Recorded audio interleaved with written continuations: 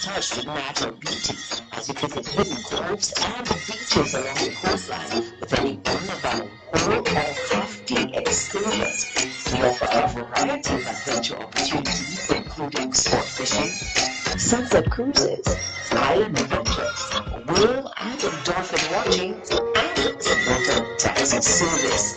To book, contact Captain Warren at telephone number 1758-713-4196. Seabreeze Adventures, not just a tour, but an adventure.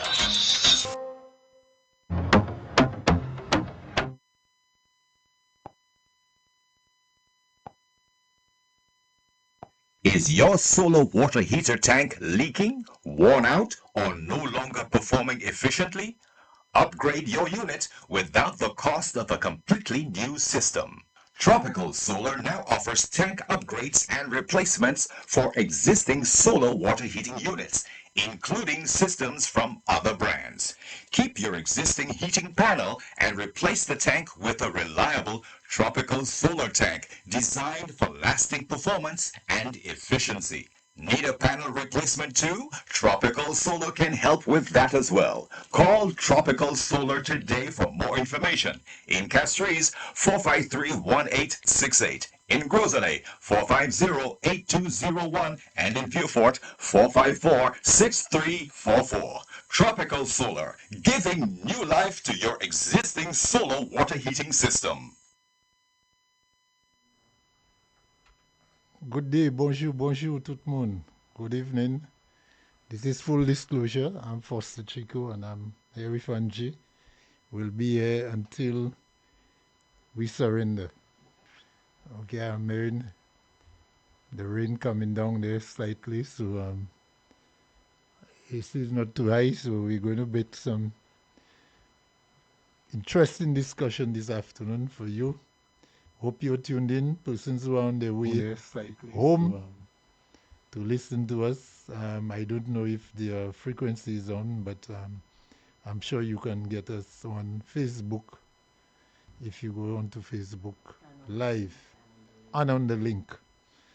All right, so you have no reason if you're heading home not to join us occasionally.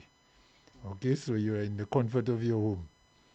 And it's very important. Remember, I insisted the last time that we pay particular attention to what's coming from Fire FM, because that's the only source of communication we have. You know, while I heard Angie earlier on an alleged link between a radio station and the government, you know, I look forward to hearing some investigation on that or to some feedback on that. Unlike that particular radio station, I don't think Fire FM will have their salaries paid by the government. If that is so let us dig into that further to make sure that we get to the bottom of this. To start off, let me say good day to Peter Chico, candidate UWP Castries, our executive and our constituency branch, Mr. Jordan, the chairman, and everybody, our supporters, good day, and welcome to another episode of Full Disclosure. Today we'll be touching a lot of subject areas, but as usual, we'll be pinning down one or two that we'll be focusing on for most of the show. As usual, let me start off with two tips. And somebody sent me a clip on my way here in showing a vehicle overtaking, going downhill. And there was a major collision with another vehicle coming from the opposite direction. On its side, on the overtaking vehicle side.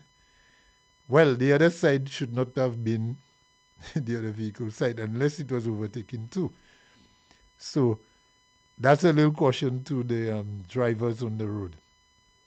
You may be tempted to overtake, But just remember, the opposite side is equally tempted to overtake too. Now that means the two of you will be on the same side of the road. All right, so whether you're you on your right side or you on your proper side, if you're dead or you paralyzed, you ain't right in the accident, in the collision. If you die being right, are you right? You might be legally on your right side. That's the wrong question to ask any woman, Foster. That's wrong. Guys, tell Foster behave himself, please. No, I didn't say woman, huh? But you're looking at me. Oh, Looking at me when you're asking the question. Sorry, so Angie, I forgot when I talked about driving, I must not look straight ahead. don't look at me. Don't look at me. Look. All right. Look. Did I have mirrors there? Left, Check your right. mirrors. Check your Okay, mirrors. I'll check it. All right. So overtaking, there are rules for overtaking, and make sure, especially if you approach in a corner, a blind corner, what they call a hairpin bend, you don't know what you may find around that corner. You have a nice stretch of road, and there is a sharp left turn or right turn.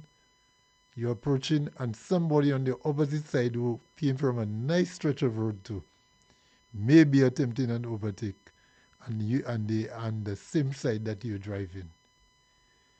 And if you have too much speed, one cannot give way to the other, and you all will have a collision. That's what I saw in the clip. The car that was fast overtaking downhill, it ended up across in some bushes. I don't know to what extent, the extent of the injuries, but I'm sure that vehicle, there would be some injuries in that collision. Also, there are two areas on John Compton Highway. Well, one on John Compton Highway and one at Shock, the top of the hill when you're going past the hotel, where the left lane does not have right of way. And that is so only when there is a sign indicating that.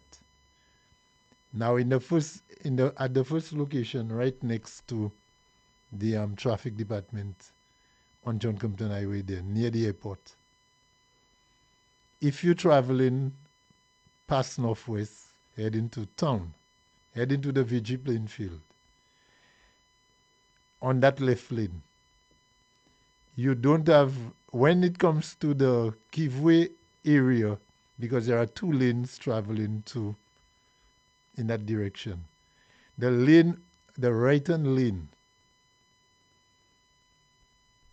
would have right of way. And that is so because at the intersection of the roundabout, there is a sign indicating that the vehicle on the right, you have priority. Now, similarly, on the Shock Hill, there is a sign. Now, if you're driving fast or you're not observant, you'll never see that sign. That's why I always believe that those signs should have been over the road and not on a pole on the left side. What sign are we talking about exactly? A giveaway sign for traffic on the right. In what area? Right there, outside there, Oh, yeah. and the Shock Hill. Now, the one outside on the John Compton Highway, it was another driver who said, there's a sign right here that says give way and no left turn. Do you notice the no left turn that's outside too? There's a no left turn? Yes. Left turn as indicating what? As in leaving here and going in a northbound. No right turn. Mav. Right, Man it and has me. to be a right. Foster, all I know is you cannot turn from inside of the yard here and go up north. That's all I know. Yes, I don't that's know if true. he's left, if he's right, if That's he's right. up, if he's down. I just know you're not going in that direction. Yes, that's right. That's the right turn. But I see, Angie, we stand out there all the time and you have seen it more Yes, than me. yes. You hear more often than me. Yes. People make that right turn there All the time. In fact, I see the police doing it, but I mean, not the to put you on the spot, The police Foster. always have the right to do that. Well, the sign should say nobody but the police can make a right turn. It's not supposed to say no right turn. Am I right? I mean, Well, the police know how to interpret it. I want to know. I taking them to. Let me tell you, if I make a right turn there Uh, and the you get a police ticket. and I get a ticket, I'm going to court. I am challenging it because if the police can do it, I should be able to do it too. Okay. Now, But it does not always apply so in the court. if they arrest me, I calling you. Me? I have no links to you. Angie. I No, have as links. my defense counsel. As All people right, don't listen to anytime. me, don't do that. I don't know. Anytime. Don't listen to me. I sometimes can be a bad influence. Don't listen to me. But Yes. Foster, I hear you have a juicy show for us today. What's going on? Boy, I have so much to talk about, Angie. First, I want to list the topics for the day. We'll talk about the growing homicide rates. For the second time in probably in 2 months, we are having triple homicides in Yeah, a weekend. in the weekend, yeah. And it was Mother's Day holiday weekend in May and this weekend. Wow. So we have to talk about that. And they're pretty young people. Yeah. None of them are And 28 years. no, and they look so young. I thought they were younger than their actual ages. When their ages were released, I was shocked. Now, I want to, during the course of this program, I will send out some tips to the young people, especially the young men, because most of the people who get killed, Angie, under those circumstances are young men. But before you do that, Foster, Mm. an incident took place just after the death of Joy St. Omer. A young lady in the Bois d'Orge area was shot in the head. Right. We've gotten no update on that case. We don't know if she was recovering, if she has recovered, if she succumbed to her injuries, nothing. Last I read on that, she is still at the hospital. She has undergone surgeries, but she has still in a ICU, I believe. But that person is not dead. Okay, thank God for that. 20, Well, I think they said that she was 21. yes, that's what was said. You see, and you see that, eh? Now, my mother always say children, my head not supposed to be hard, but it's a good thing that girl head was hard because And so you realize now the ladies are becoming victims as well as the young men. fellas. Now somebody's sending a request to you, Foster. Let me read it out because my buck machibi. This individual is saying, one person asked, are we having a Monal show today? That's for you to answer, not me. Another person says, you will have to work overtime, Foster, because you said on Tim, you will have your show on Richard. Are we having a show on Richard I want today? to mention things that have happened with that, caused by that minister. Under the, in times gone by. And related to what is going on now. Last week we did mention his name when we talk about the road project, the stoppage of the Rodney Bay Road. Yes. And we're going to dive deeper into that stoppage and what it have cost, because he's the first one of the blocks to say that the Arsenal transaction will cost us not a penny. But his own actions, he have never told us how much it have cost the taxpayers. And just last week I heard you mention on one of the bills passed in Parliament, and I heard Mr. King speak on it, that and he blaming the UWP for stopping the road project, which costs now the government had to borrow 800 and something million, 800,000 US dollars towards from the CDB towards that project, amongst other funds. So we are going to touch on that aspect of the stoppage and other things because I also mentioned on the last show that Mr. Frederick made a complaint against two police officers. Two police officers, one a corporal, one a sergeant, and that caused some uneasiness within the police force. And there is one of the matters that's still going on presently after about 5 years. It just started. It's a disciplinary matter. So we cannot let those things go unchecked, Angie, because it looked like certain people can do certain things if they hold political power. So we won't let that go unchecked. I also saw, and Dr. Secret, if you're listening, I want to give you a little assignment too. If not for me, for yourself. You can do it for your own information. Today I was in the Balata area, and I noticed that there was a bridge constructed across the Balata River, leading to the playing field. You know where that playing field is? Just past By the gas school, station. yeah, I know it. Right. And I've been up and down that road, and I seen the angle the bridge is at. I see, but to me that's strange. So today I happened to be there.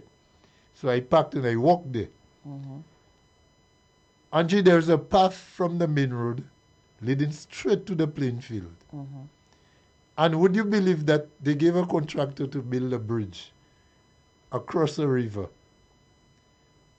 And the guy did the bridge at an angle, so much so that if you have a long vehicle, let us say a vehicle, a bus length, and if it's a little wider, like those small trucks,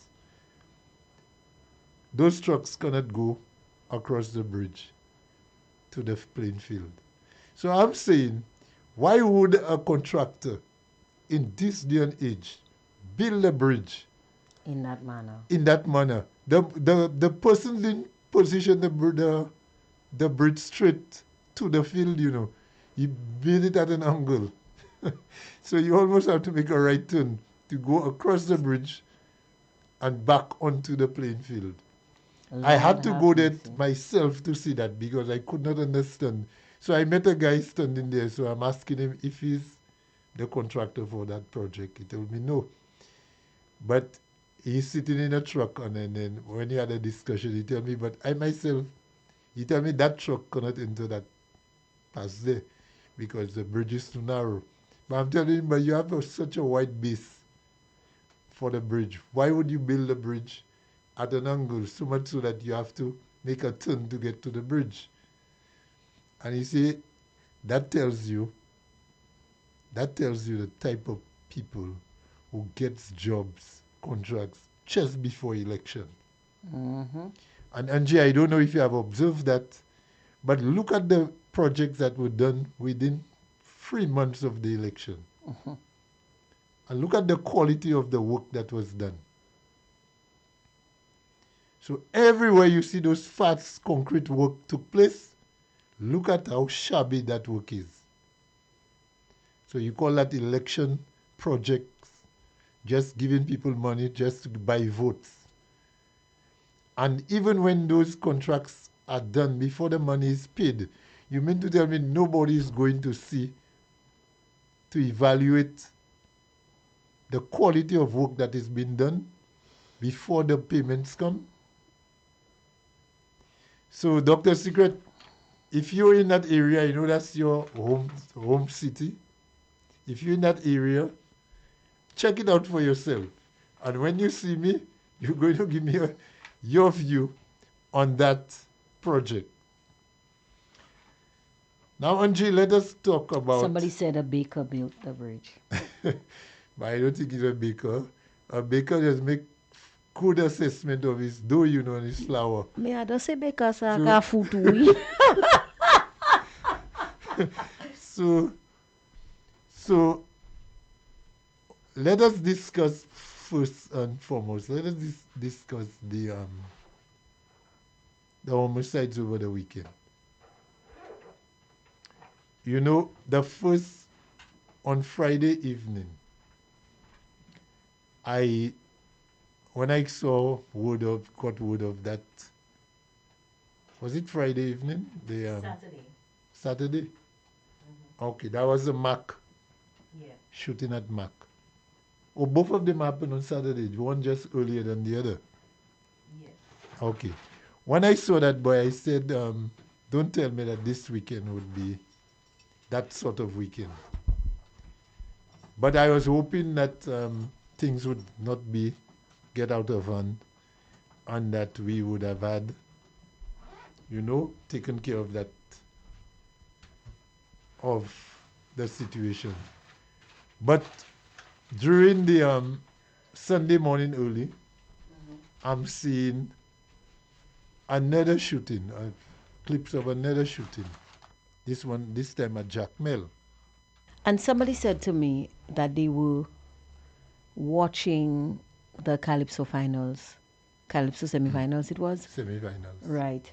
And the person is saying, my goodness, 2 people lost their lives, but people are at the tent heckling and waving their red flags like nothing happened. Yes, but Angie, that's the mood. That's, according to the minister, that's the mood of the people. What can you do about that? Or words to that effect, he said. What wrong with that? Which minister said that? Ernest Hilaire said that. In referencing the Masha incident where the opening of jazz, sorry. Now, Foster, we have not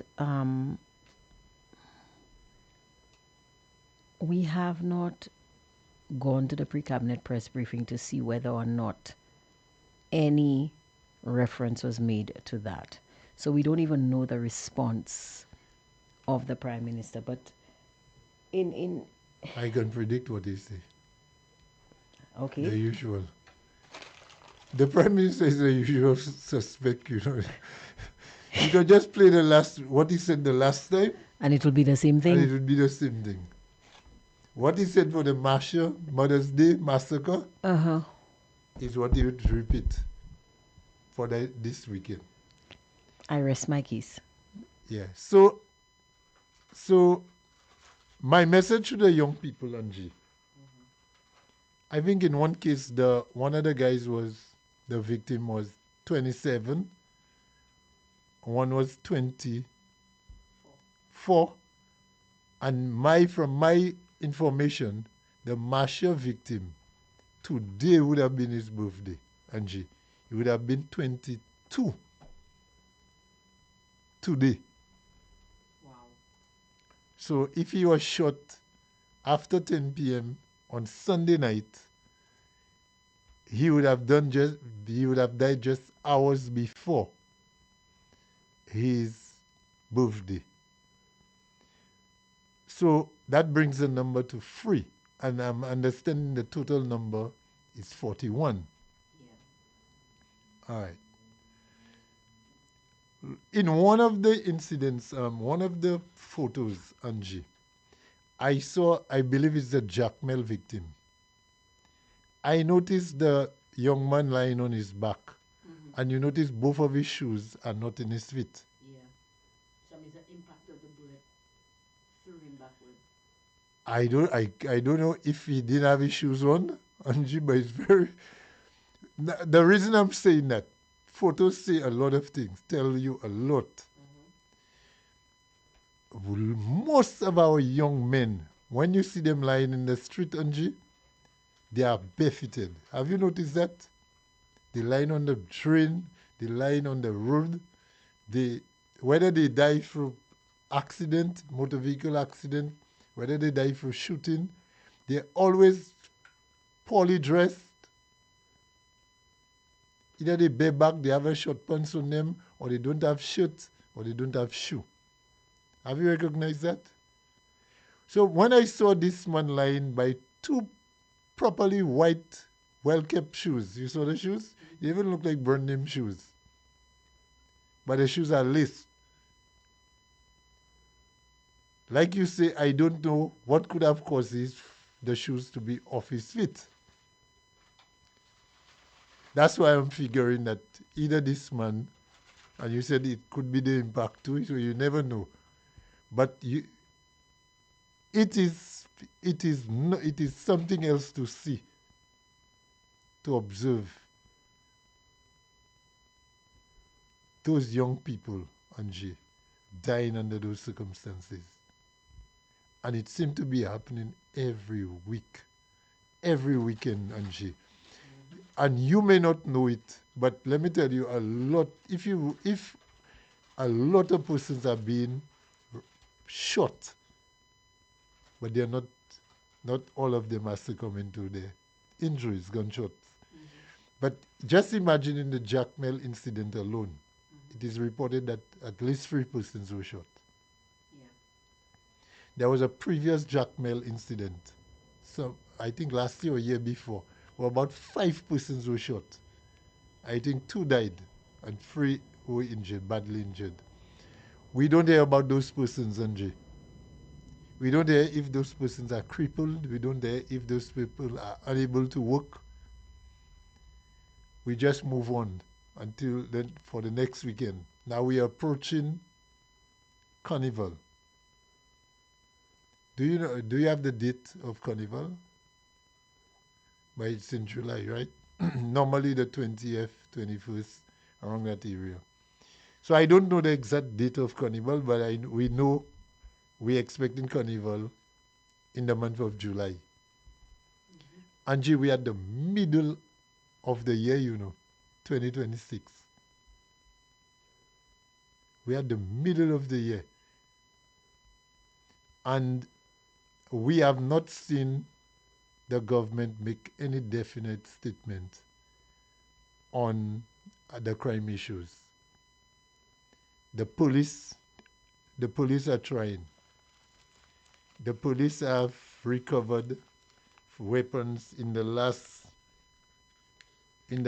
2 years. I believe the police have recovered a record number of firearms. But it appears as though the firearms keep coming. The firearms keep coming.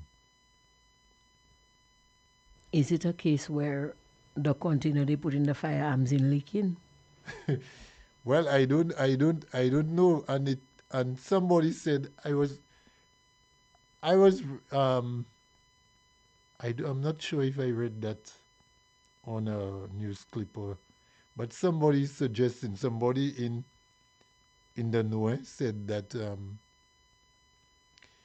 based on the number of interdictions there have been on the ports, they have almost recovered more weapons through the port than on the street. Wow. That tells you something, Angie. That tells you something. Now remember, as I said that, remember everybody's asking for an update on the container of drugs. And I recall one day on one of the shows, I pointed out to you that it is not easy for the police to prosecute a case like that. Yeah. Now, recently I had a discussion with somebody and they told me that it has to do more with the whole procedure of the container arriving here, the shipping of the container arriving here, than it is for the person that it is addressed to. Meaning, Angie, if a container leaves the US for St. Lucia, if you're in the US and you pack up a container, right, and you ship in a container home, let us see if your appliances, your furniture, and so on, yeah, for your home, and that container is sealed in the US, What are the possibilities of that container arriving here, having been unsealed and resealed? Now, the person that would know that, I don't think is me or you. Is the person shipping? Is a shipping company or handling company? Yeah, a shipping company, because the containers come here not on car, somebody carrying it on the head. True. It comes here by shipping. Mm-hmm. So I cannot understand, or I have a lot of questions to ask.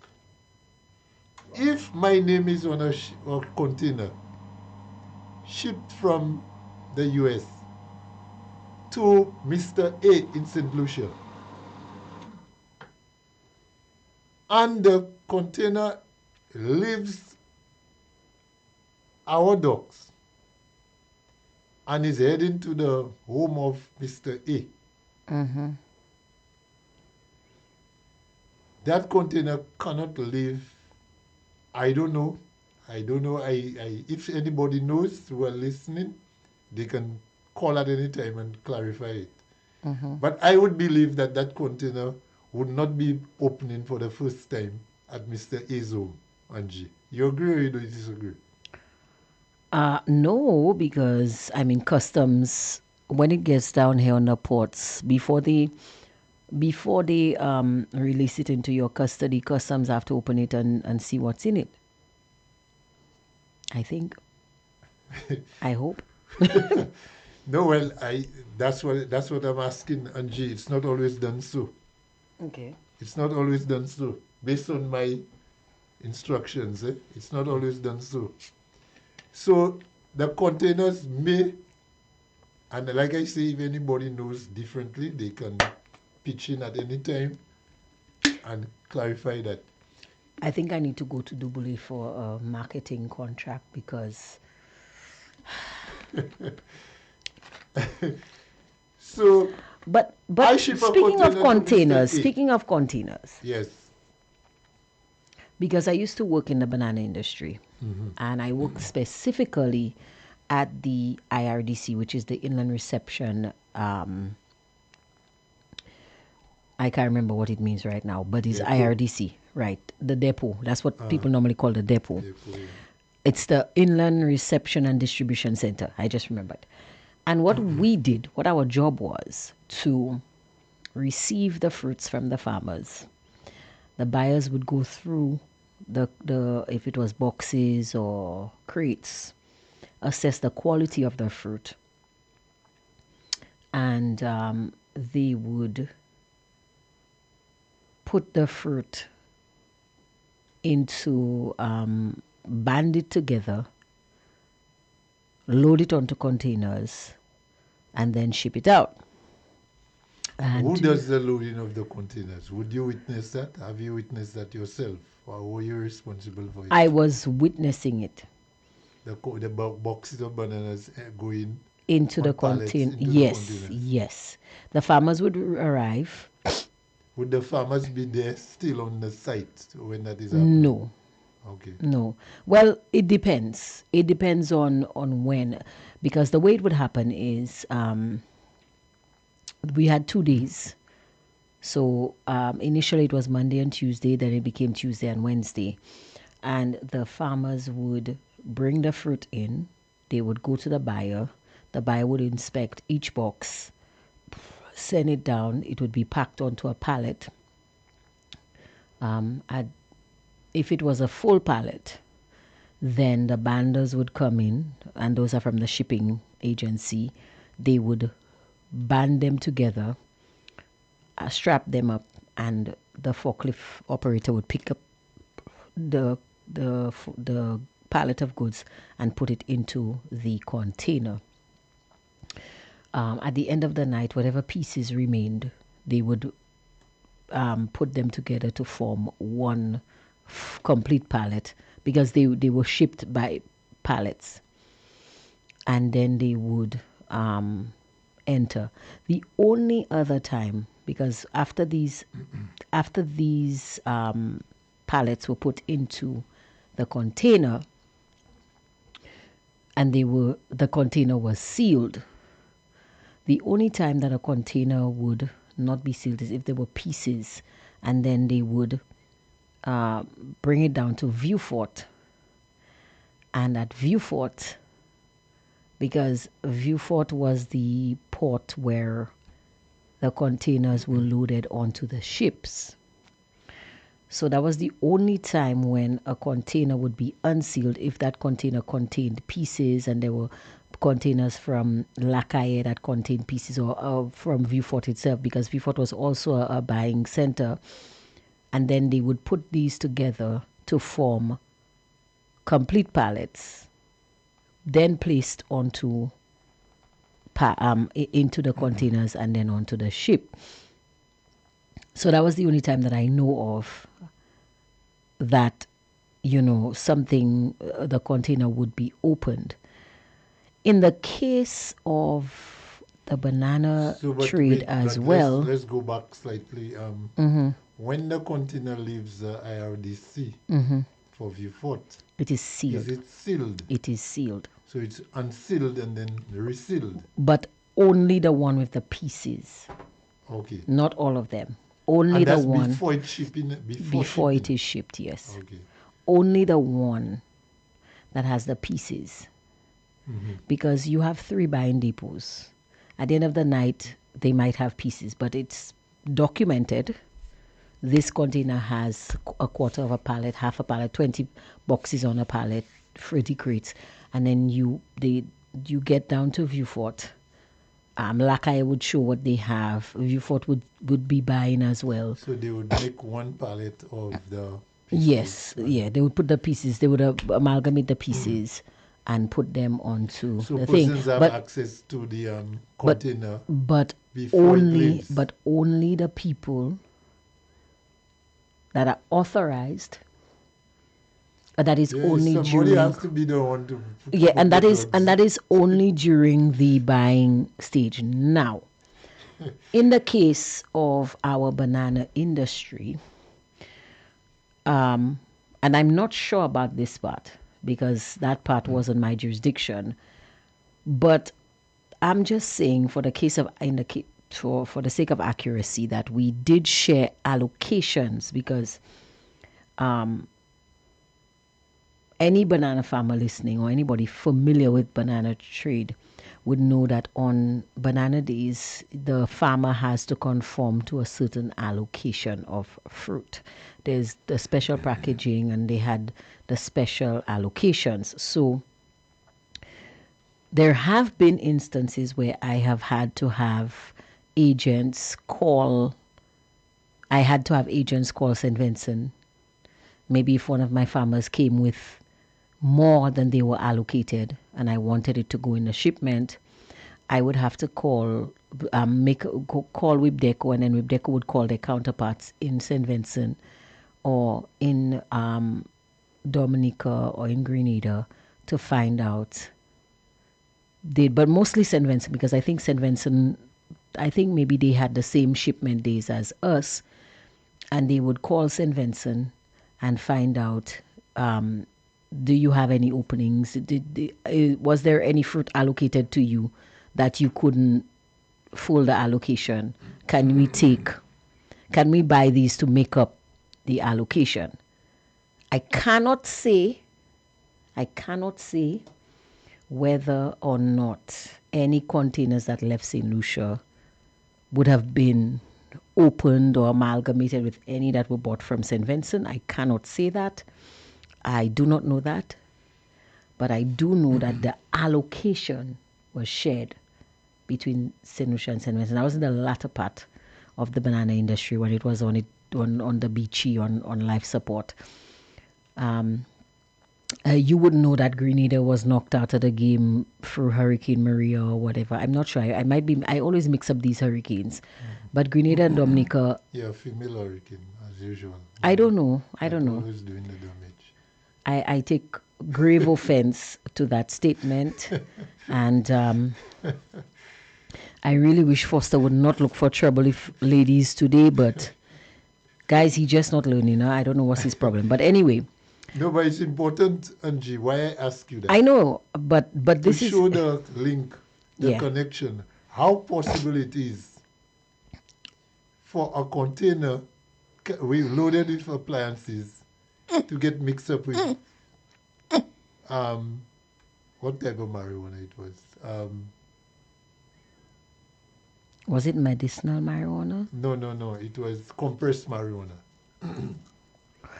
So So in the case of our banana Yes. trade, and this is what I know, that was the only time, but that is because you're having one central allocation, and these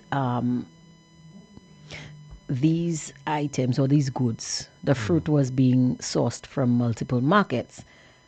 But I doubt in the case of appliances, Foster, that would there would be a need to that stop there would any be boy, a right? need for Right. that.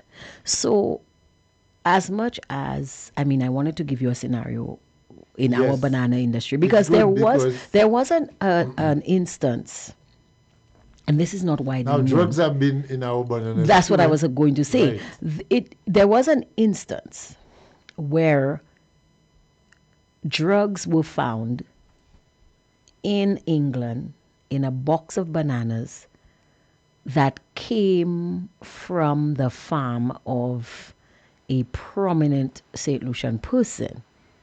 I can And the recall. name of that individual was kept out of the press. This was kept very hush hush.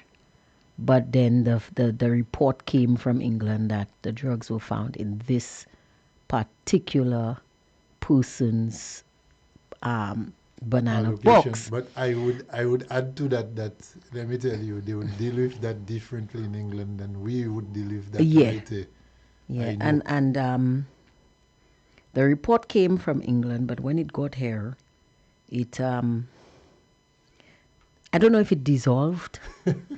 I don't know if it was. I don't know if it was a You don't report. know? You don't want to say. I don't know if it was a report that was biodegradable, but when it got to St. Lucia, it dissolved or it. We don't know what happened. Yes. We don't know what happened. But you know how a few years ago there was a shift to biodegradable bags. So when you go to the supermarket and you you buy your plastic bag for 25 cents, you have to use it for your rubbish almost immediately because it might not last a couple of days. It will start falling apart. I don't know if the report was biodegradable. All I know is when it got to St. Lucia, it was already degraded. It was decomposed because it did not end up in the press. But those who know, those who like me were there at the time, we know about it. But it did not come out in the press. Yeah. Now, Angie, the number of references that have been made of that particular container and marijuana without prosecution. I remember saying on this program that it is not difficult, it is not easy to prosecute a matter like that Right. because you'd have to establish, the first thing you have to establish is possession. Right. So if Angie sends, and it's important that the listeners hear that, because if I speak like a policeman on that and I use police terms, you that's listening at your home there, you'll not know what I'm talking about. I send Angie, I give somebody a bag of mangoes to take to Angie. Angie like mangoes. I do. I really do like mangoes. And in that bottom of that bag, amongst the mangoes, I place a quantity of drugs there in it.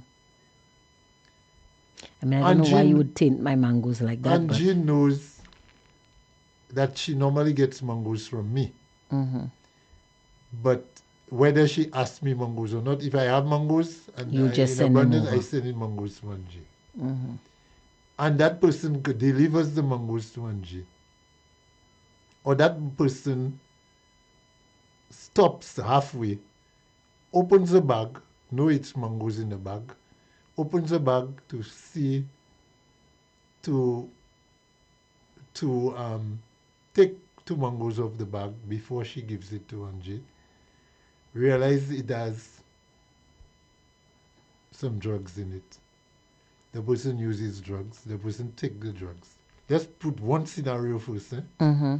The person takes the drugs from the bag and delivers the rest of the bag with the mangoes to Angie.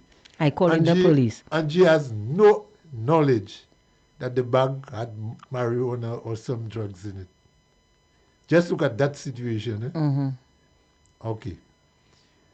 Compared to another situation where Angie is expecting a bag of mangoes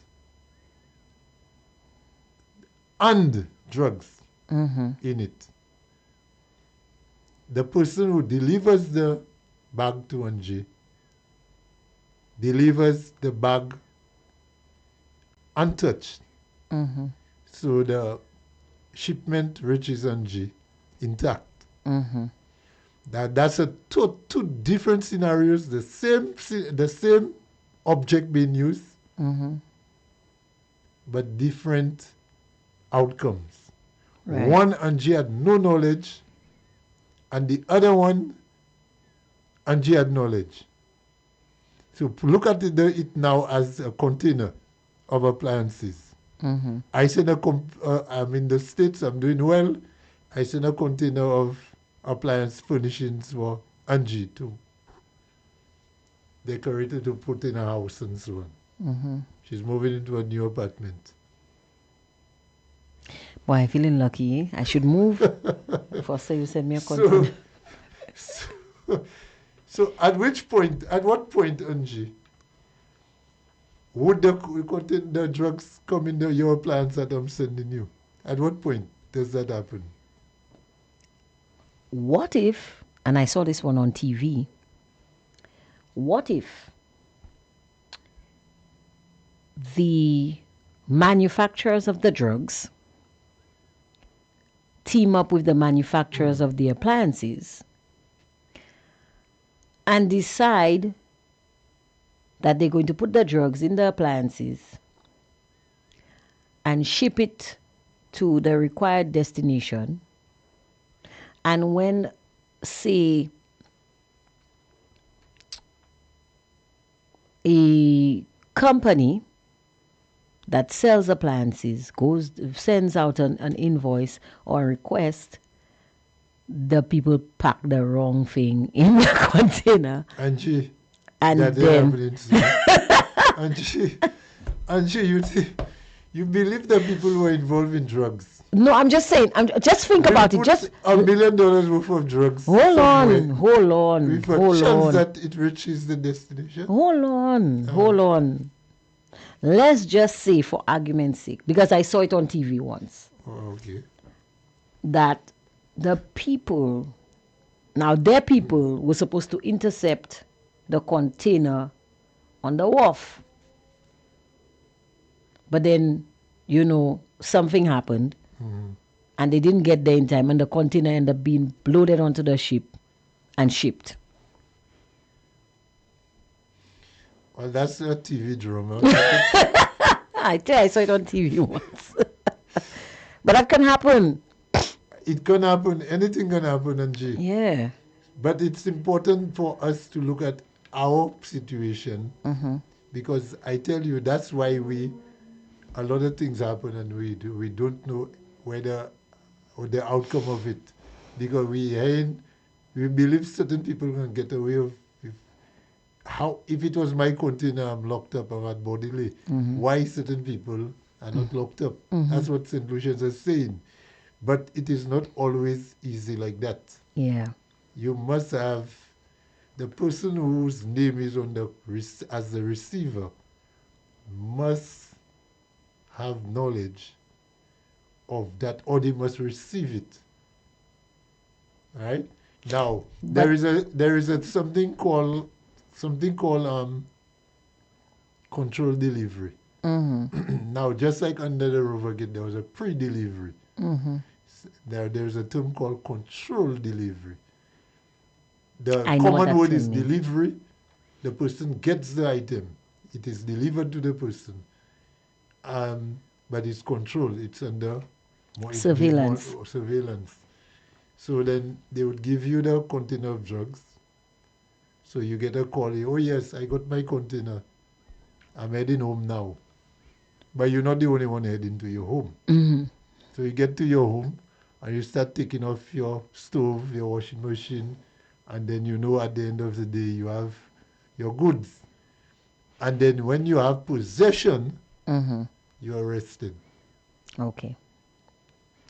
All right? But you cannot arrest the person on the wharf because the person come in there to clear a container, a barrel, Angie. A Mm-hmm. barrel of groceries, rice, sugar, flour, you send me. And you arrested me for what? Because you have cocaine in it. I have not touched your barrel. I don't know where the barrel come from. Mm. You remember there was a guy who loaded. He was looking very sad. We felt sorry for him. Mm-hmm. Mm-hmm.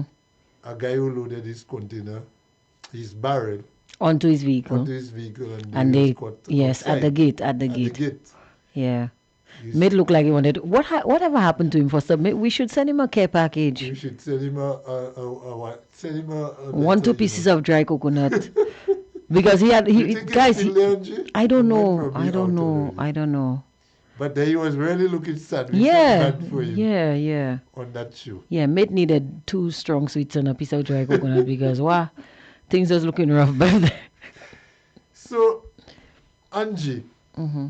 we have said all of that just to show the dynamics involved in. But I still think my scenario could work, eh?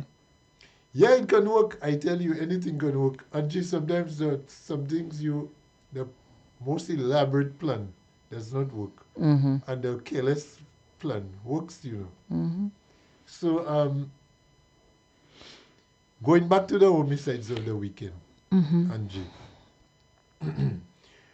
The one that is closest to me, and the one I took closest when I in all my deliberations, the one I studied the most was the one at Masha. But they sent the boys from Jackmill. He's from Millet, sorry. Okay. Oh, okay. That name is that. Yeah, that name is from that side. That side, yeah. Mm-hmm. And during the May murders, Mother's Day murders at Masha, that last incident at Masha there was very close to the Prime Minister's office, constituency office. Yes, that's what I'm saying. And it is right on the main road. Mm-hmm. A hop, skip, and a jump away.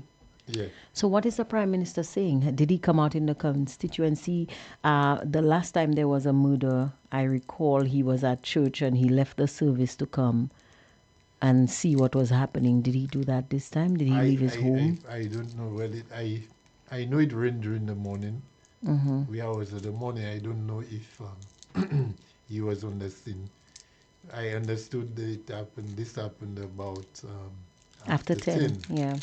So Maybe he was at the tent? I don't know. But Angie, it is troubling because it's either the fifth or the sixth homicide at Masha for the year. Yeah. And it seemed to be getting closer and closer. Not one evening would go by, Angie, without hearing gunshots in that area. I live in the constituency, I can hear it. We live above sea level, Mm-hmm. so we can hear things coming from the valley into the unit louder on the hills. hillside. And it is troubling that during May, the police had a mobile unit stationed at Masha. And since they charged the last person for the double homicide in Masha, I have not seen that vehicle in Masha again. Somebody's saying here that Saturday night the MC was issuing tickets for the Calypso finals to anyone who was in red. The MC. You know, Angie, you see those shows. I've listened to a particular MC, Mm-hmm. and let me tell you, I don't ever go to Calypso 10th. So I'll not start now. Mm-hmm. But what I see and hear those MCs say, it's pure politics they playing, for the money.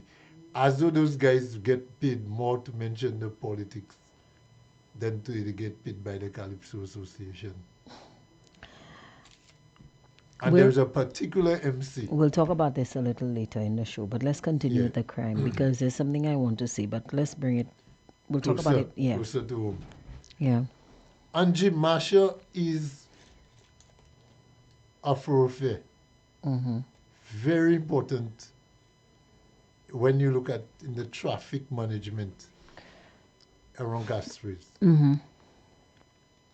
I believe Marsha from the east, there are more inlets into Castries than from the west. The west, you only have Mon Road, Latok Road, Yeah. Tunnel Road. Road. On the east side, you have Entrepot, Bocage, Rocall, Menard Hill, Bacatel. You have Bocage. I mentioned Bocage. Bocage. Yeah. You have New Village and them coming down because from the top of Mondido you can go down. Let me tell you, plus you have Chaussee Road, you have that's the whole east side. Yeah. So that area there, Angie, especially coming from Twapito to Marsha, into Marsha. Yeah. That traffic there on a school morning, it's tough. It's heavy. And you have a community like Marsha. Now, in recent times, and I can make reference to that. I can make reference to a statement that was made during the election campaign, which persons felt, took offense when we said it. The safety of persons at Marsha, Bacatel, Angie. You cannot have a place that is so prone to anything happening at any time. We've had shootings at midday in Marsha, drive-by shootings. With the police, they hiding behind the vehicle. I remember that part. Midday, And you have presently a development going on at Bacatel. The court.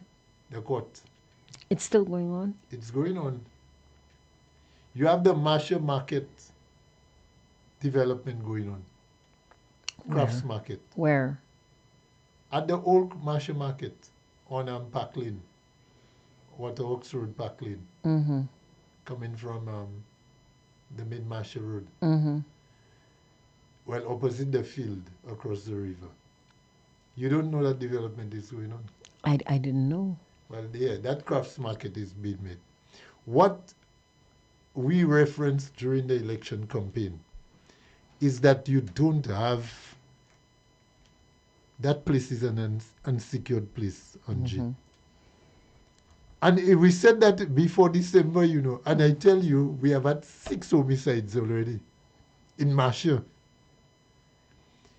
Exactly what we were saying. We don't have the necessary safeguards in place, Angie. When you have football on the Marsha field, you have to have, if you go to the Marsha field to see a football match, Angie, you have to be somebody that... You have a lot of guts. You have to have eyes all around your head. So like you. Now that's why I avoid... Angie, you see those areas where I don't feel comfortable? Or I don't feel that when I go and watch football, I have to be a policeman. You want if to be... If I go to the supermarket, I don't want to be policeman in the supermarket. Right. I don't want to be policeman in the church. Right. We don't have enough safeguards at those locations, Angie. How are you going to safeguard people I remember the Prime Minister had a ceremony at the Toulouge Park. He invited a delegation there. And you know what he said? I'm inviting you all day. Come, I will ensure that you'll have protection. You can't remember that statement? I remember the statement very well. That statement was made by the Prime Minister himself. Now, why would you want to make that statement? You're inviting somebody to come to marshal your constituency, but you're telling them, come, it's okay, come. I will ensure that on that day, there is protection for you. And there was protection because I think the entire SSU was there. So what's about last night? What's about this morning at 2 o'clock, at 10:30 last night? What's about that time? Now bet you, Angie, as I know the system the way I know it, you see tonight, The mobile unit will if be you there. drive up Marshall, you're going to have a roadblock at Marshall. But You I know heard why that, you having a roadblock but I at heard that Marshall? you had an incident where you were almost fired upon at a roadblock. Angie, yes, it happened. It happened. And it was during the election campaign. It happened. I was going to drop persons at their home after a meeting. Mm-hmm. And made a turn. I was turning at a convenient place, a large corner up in the back at Hill Hill, Mm-hmm. only to realize I had no idea the police was around that corner. Okay. And when I was halfway the turn, I was jolted when I heard a gunshot. And I stopped. And it was the So there police was no coming. warning, no shout, hey, stop, And I nothing, just never a knew the guys gunshot. were there. It's only when I heard footsteps, person running towards me, that's when I noticed it was police with Wow. reflectors on. Wow. What? I mean, So that happened around October or so, end of October last year. And at least there was police at that time, Angie. what if it were criminals? Oh, that would be another case by itself. Because I wasn't alone. I had two ladies on board, and I can't even tell you how much the ladies panicked. Yeah, in fact, I know. heard the story from one of these ladies. So at least at that time the police was out. And it's not very often that you would see the marshal police on patrol. I live in the constituency, so I can tell you that. And Let's I will take a not say anything let's that's take not a quick true. commercial break. We'll come back to that because I Yes. want to know how your instincts kicked in. We'll be right back with more full disclosure right after this. Is your solar water heater tank leaking, worn out, or no longer performing efficiently? Upgrade your unit without the cost of a completely new system. Tropical Solar now offers tank upgrades and replacements for existing solar water heating units, including systems from other brands. Keep your existing heating panel and replace the tank with a reliable Tropical Solar tank designed for lasting performance and efficiency. Need a panel replacement too? Tropical Solar can help with that as well. Call Tropical Solar today for more information. In Castries, 453-1868. In Grosley, 450-8201. And in Beaufort, 454-6344. Tropical Solar, giving new life to your existing solar water heating system. You already know the power of Licks products on your clothes and household. You Licks your whites and colored clothes, leaving them fresh and scented. You Licks your dishes and left your hands protected with vitamin E. You Licks your floors, even Licks your toilets. Now expanding, bringing you 3 new scents in our fabric softener: Fall Sunshine, Summer Sunshine, and Thousand Flowers. And Licks those stains off of colored clothes with Licks Color Scent. Licks went even further, one with your body soap bars, deodorant, and antibacterial. So Licks turns and bacteria out and refresh your clean body. Your products giving you licks? Then choose Licks from Canadian Distribution Inc. Available at all leading supermarkets.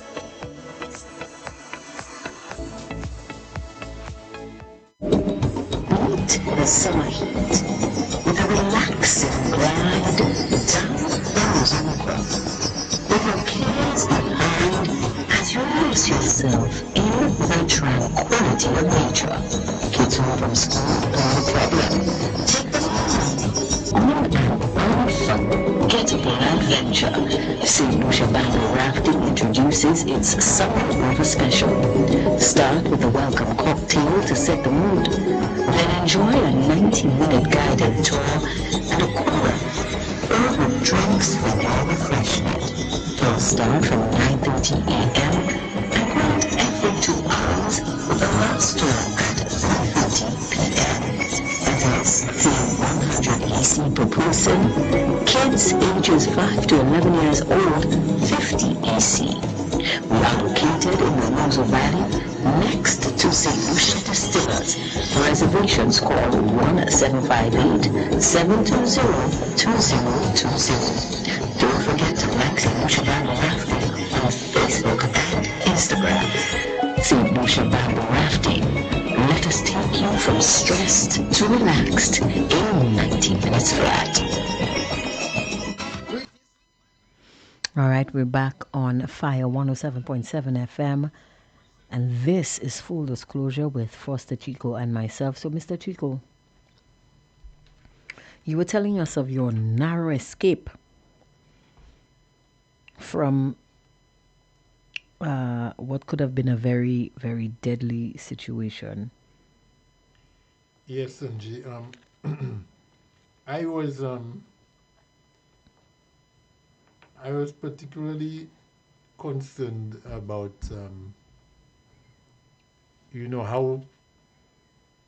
how the whole situation started. Mm-hmm. It's not like I was trying to evade Right. a roadblock.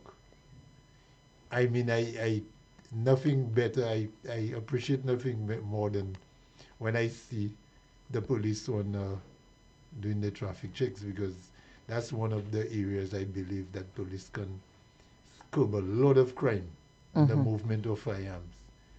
And I mean, that night was not a night that I was expecting to see something like that happen. Mm-hmm. Like I said, it was after a meeting. It must have been about after 9 p.m. We were going, I was driving, taking 3 ladies to their homes. And I was dropping off one lady at that area. Mm-hmm. And unknowing to me, the police was in the vicinity doing some traffic check just ahead of where I was turning.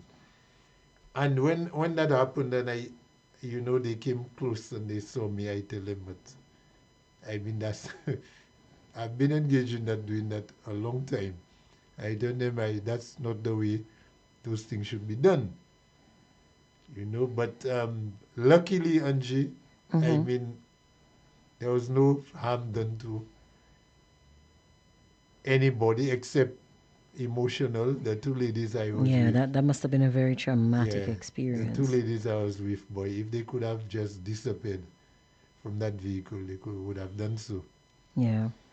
But I mean, it's not something that I had some word with them afterwards, and I'm hoping that those things don't happen again, Angie, in that manner, because that's not the proper way to go about doing those operations. But I do welcome when I see the police. I would wish that the police would be around my home area more often, because I stay home sometimes, and the traffic, the type of traffic I see up and down that road at certain hours of the night, Mm-hmm. I wish that police would have been, up in that area doing similar checks. But the communities need that, Angie. Mm-hmm.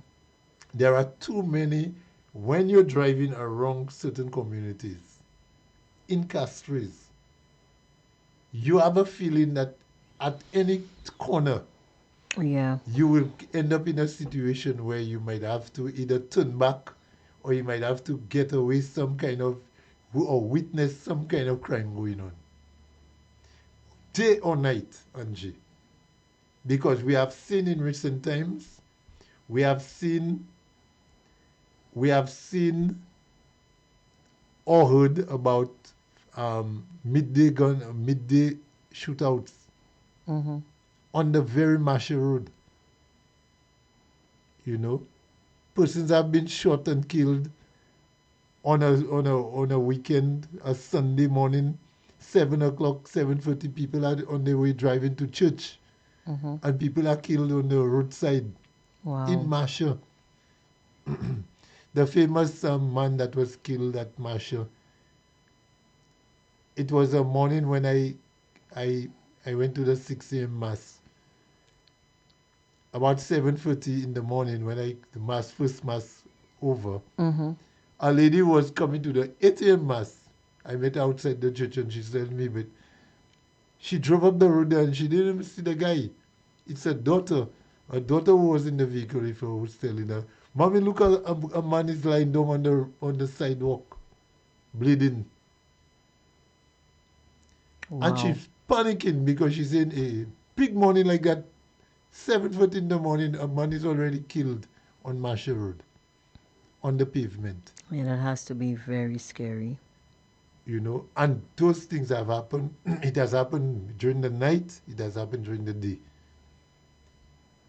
I mean, as many people have been shot, as many people that have been shot in the day as compared to the night in Marshall. So at any time you're driving up there, Angie, you can just expect that something is going to happen. Something can happen. Yeah. Now with the police presence, you are going to, have few of those incidents happening. But I can tell you, having worked at the Marshall Police Station before, and I'm sure it's no different in any other station, district station, that manpower is an issue. Manpower is an issue. I heard an ex-police officer today on the other program say his recommendation is that the Marshall Police Station should have been placed in the central Marshall. Now I know for a long time before we have a call on the line. You're taking that call? Yes, anytime. Good evening to you, caller. You are on the air. Hello. Hello. Hi. Good evening to you, caller. Auntie, how are you and Mr. Chico? We're good. It's Foster Chico, not Peter Chico. People always make that mistake, but it's Foster Chico. I'll try to say Chico instead because I didn't know if it was Chico or Peter Chico, but I know there was a Chico in between. Right. Yeah. But I want to just say my condolences, Mr. Chico, because I know you're from Castries East. Yes. And it has been maybe over from time I know myself from Rock Hall days. Remember the school Rock Hall? Right. We have from that time I know Marshall was a very violent community, and from that time to 2026 it still hasn't changed. It has even intensified, and we have seen on Mother's Day a 64-year-old mother getting shot. And I would just go back from 2021 maybe to 2026, maybe over 15 people have died in Marshall due to gun violence. 15. Caller, you understand? Caller, you're on the ball, man. Yeah, man, this caller knows his stuff. And it is quite a tragedy where we speak about Beaufort as an escalating crime zone, and we never remove that title of Beaufort South. And today Beaufort is a very peaceful place, but Beaufort have never seen the type of violent crimes like Marshall have since I told you from Rockwell days. You understand? Yes. It is something that is being left undocumented, and I urge maybe members of not just the media to do some investigative journalism and go down there and figure out over the years the amount of mothers and families who have been bearing that heavy burden of uncertainty and fear of what is happening in Marshall. And some of the things, don't forget, there are many people who also were innocent bystanders and who got shot. Oh You yeah. understand? This time, just a few years ago, I don't know if it was 2024, where about 11 people got shot, 2 died. You understand? So it Yeah. is, and that was a mass shooting at that time. Yeah. So Mhm. Go ahead, Yeah. Kola. Go ahead. We're listening. Oh, okay. So when we're talking about those violent crimes, and you know a lot of people are going to come out and say, but every time there's a murder, we try to blame the government, and if it was UWP, and I'm telling to myself, I was saying, look, but if it was UWP, what we were seeing was record homicides and horrific violence, we would be talking out the same way because it Yeah. is lives being lost. It's not Yes. political lives we are talking about. It's actual people who are dying. People I Yes. spend people their mothers grew them from 9 months in their belly, wait till 16 years died. They murders for their children will be burying them. They work so Yeah. hard to send their children to Yes. Marshall primary school or the RC boys primary school to turn around what's 12, 16 years Yes. or Yes. 40 Yes. years. Life just been cut short. You understand? And people, Yeah. you know, when it doesn't hit home, people do not understand the plight of what it feels like to be, all right, your son being targeted, or your son has been shot and killed. You don't know if you're going to be shot and killed next because of your son doing and whatnot. True. Mm-hmm. So this situation, I'm very disappointed. I'm not just disappointed, but heartbroken. You know, I hope when we clear JPA because Philip JPA is not just the Prime Minister of St. Lucia. Philip JPA is the Minister of National Security, and Yes. over 50 people that he know and grew up with. And spend time with in his political campaigns and in his political career have been gone to gun violence brutally in the Yes. same streets he drives through every day with his vehicle, that small Marshall Road, every single day to go to entry point. He drives there. He see the plight of the people. He see the alcoholism. He see the prostitution. He see the shitting in the garbage bags in the Marshall River. He see the of the Caller, you can see communities. that And again. You yet, know, there are too many trees now. You can see that if a bag is thrown there now, you can see it unless it lands on a tree. well, that's what he did. It was Philip JP mangrove, so he grew the mangroves to hide the plastic bags. But that doesn't change the fact that there's plastic bags full of shit in the Masha River or full of doo in the Masha River. Angie, I don't know how Angie tell you she has a vocabulary for fire. Yes, You I know. do. I want people to say things nicely. That's why he correct himself. Yeah, You know, yeah, he I knows. realize. You realize he correct Correct himself and say yourself doo doo. very He know quick. what he Yeah, doing. yeah, caller. Go ahead, caller. Go ahead. Go ahead. I guess we're gonna have a laugh about it, but it is really an escalating crime zone, and Philip Yeah. JP himself, as Minister of National Security, should really take this crime situation seriously. And you know, in any war, it is a war that it is tribalism in the communities. Mm-hmm. I don't understand that, brother and sister. You're driving through Marshall, okay? You coming from grassroots area. And you're driving on the on the bridge after the stoplights. Mm-hmm. Yeah, First place you get is you go lower down, you get the boulevard, and those communities are just like a front store away from each other, you know. yes, Yeah. And they speaks a rivalry. It's just like the Gaza Israeli right. war. It's just like the same place. People don't understand. Gun violence is not when you say homicide, it's not different from a war, a silent genocide that is happening. You know, my Yeah. brother. True. You understand?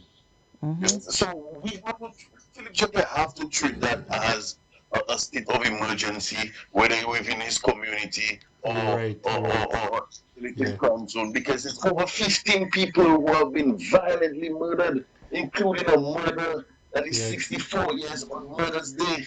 yes, You understand? So this situation, this business about when people come and say, "Oh, we shouldn't blame the government." So what about the policies they have put in place for the young people or the exactly. older people? Because not only young people are the facilitators of crime.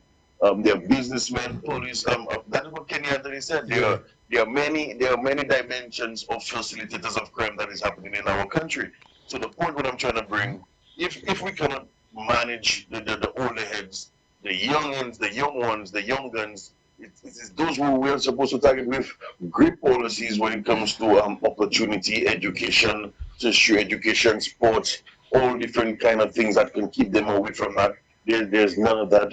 There's no safety net. There's bad housing. When you go in those shacks in Marshall, in those tin shacks or those wooden shacks, mother seeing everything, daughter seeing everything mother is doing. You understand?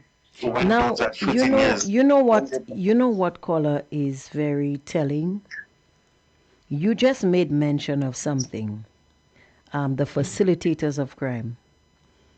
It was this very same SLP government or yep, administration who were the ones to come out and tell us that there were to identify these people to the public as facilitators of crime. And yet still it is the very same SLP. Same people, the only difference is Kenny Anthony is not there. But same people at the helm, and they are pretending as if they've suddenly gotten amnesia and have forgotten what they told us all those years ago. That I cannot accept. I cannot contend with. Because you were the ones to come and open our eyes. You brought the information to us. Why aren't you taking this golden opportunity to stamp out that crime scourge? Because you already know who's doing it. The Prime Minister himself said, I know what's going on behind the scenes. So if you know, do something about it. Right. and Angie, and in a nutshell, what I'm trying, and that is where now I come to believe that it is a systematic thing against the Sanusian man, and that is why I always tie this to the CIP program, because you cannot tell me we have a silent genocide is happening in our country. Babies are dying at the hospital, grown people are dying. I always say, Angie, in 2025, it was 1,300 babies that born at all hospitals on the island. Only 1,300. You know how many people died that same year in 2025 or 2026 going to the next year? 1,300. 500, yeah, sorry. Yeah. You understand? 1,500 babies that people that died. I said that is a deficiency. And then on top of that, we have a mass murder, killing, violent crime, whether it's through accidents. Because let me tell you, one of the number one, I drive on the roads most of the time in St. Lucia. One of the biggest problem I can tell you that is the reason for most of those violent accidents is most of those roads are not lined. You understand? Yeah. And on the edges of those roads, after they are painted, on the edges of the road, there's a lot of bush. So most of the people are driving in the middle of the road. You Yeah. understand? So it is so I can say we are selling thousands and thousands of passports, and each package have 4 passports in it for per family.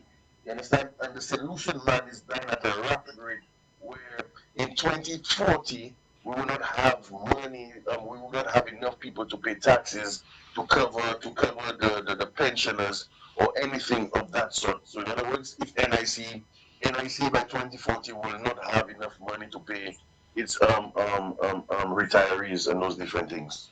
Angie, this is Yep. not just a crisis, Angie. This is a country on the verge of collapse, Yep. and it is a slow collapse.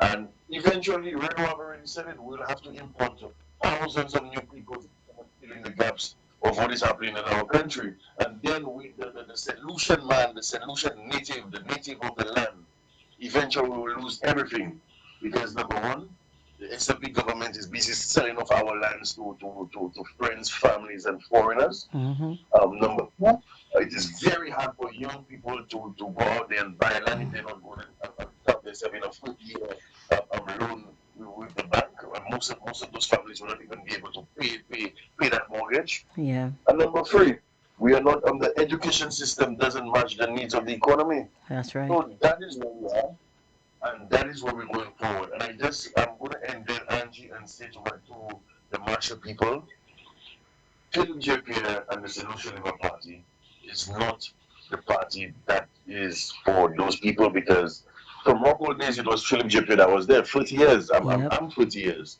but in my time, I remember Rockwell was that yellow and black Yes. Yeah. Yes. uniform in Uniform, the yeah. corner of that Galaxy project. Now, that Yeah. No, was no, where not Rockwell was. Galaxy, sorry, B-Max. B-Max.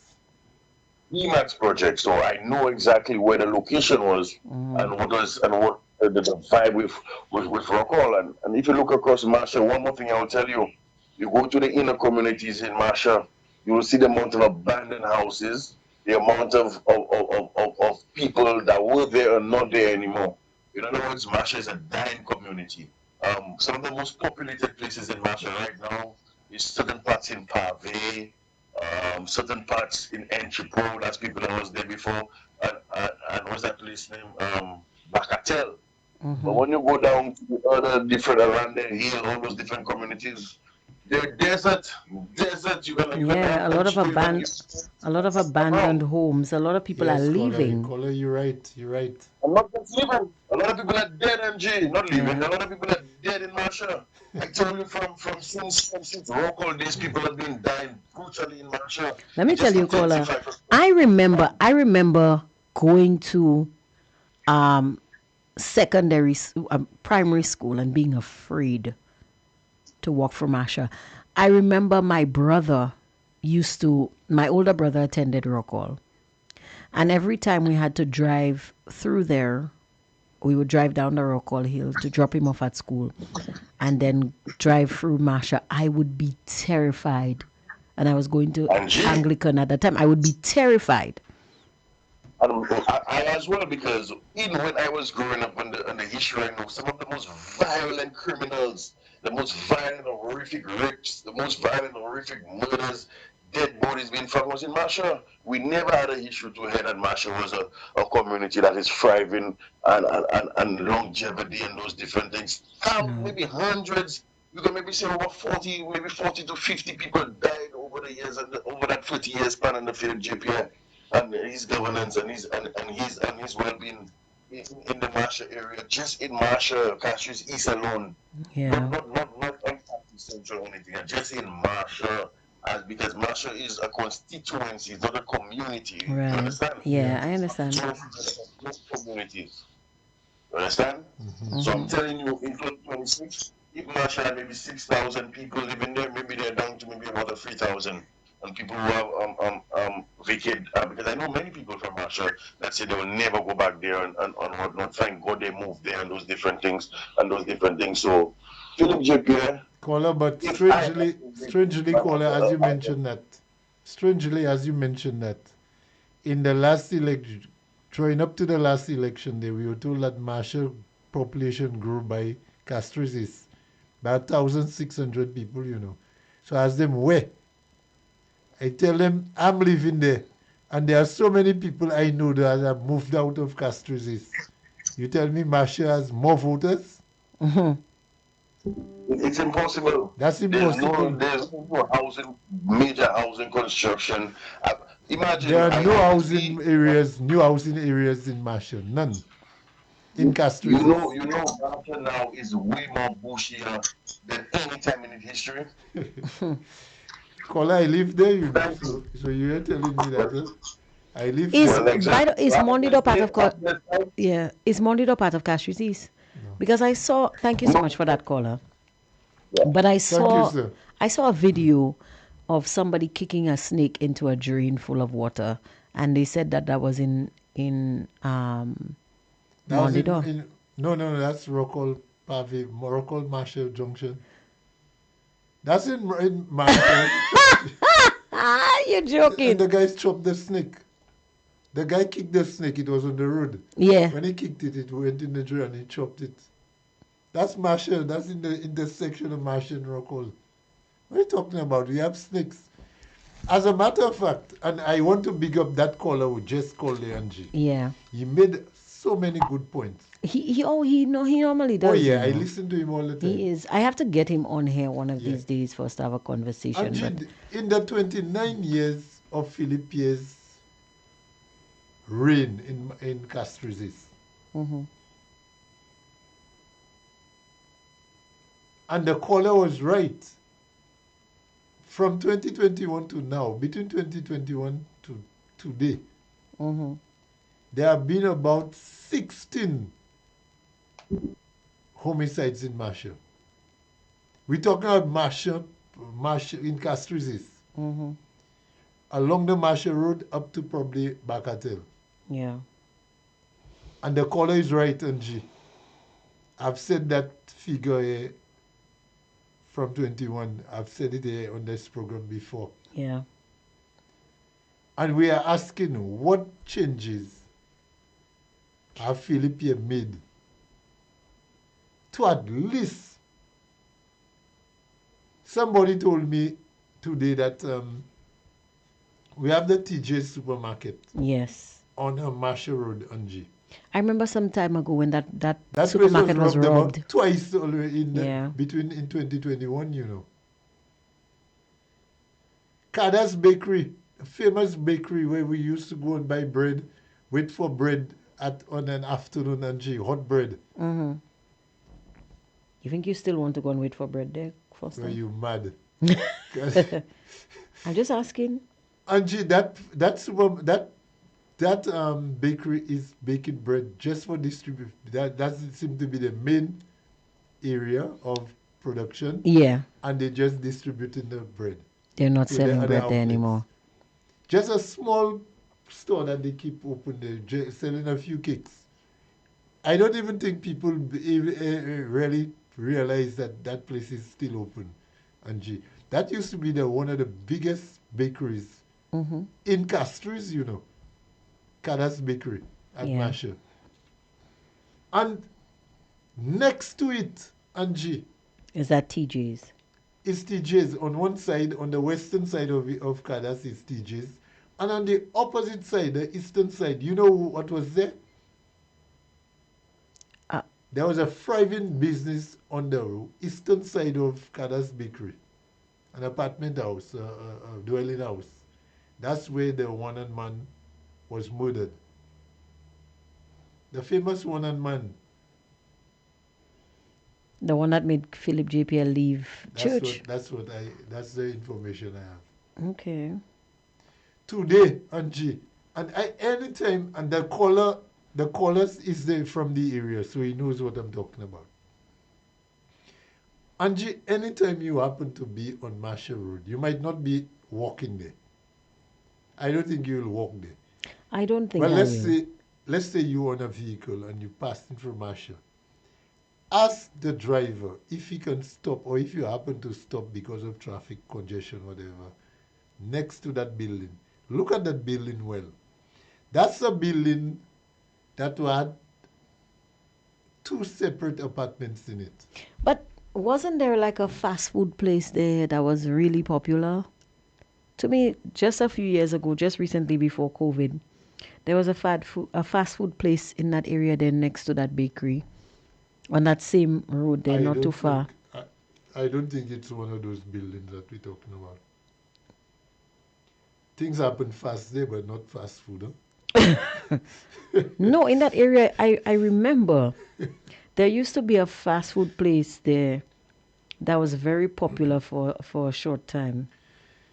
Over the years, I don't think that's the period you're speaking about. No, I'm talking about just recently. Just there. recently? No, not that Before COVID. Not that I know. I know Jordan has his thing, but it's No, that's too far. That's very I'm far. talking about very close. There was a fast food place. Between that Tourouge area there and TJ's? Not on that same road. Mm-hmm. It was it was in the across the gap from Black Mali. Across from the Black Mali Gap, right there by the barber shop there was this fast food place that was very popular for a very short amount of time. I can't recall that place. So if you say fast food, I know there was Ricky recording shop there. No, a little higher. you're too far Black up. Mali. You're too far up. You're too far up.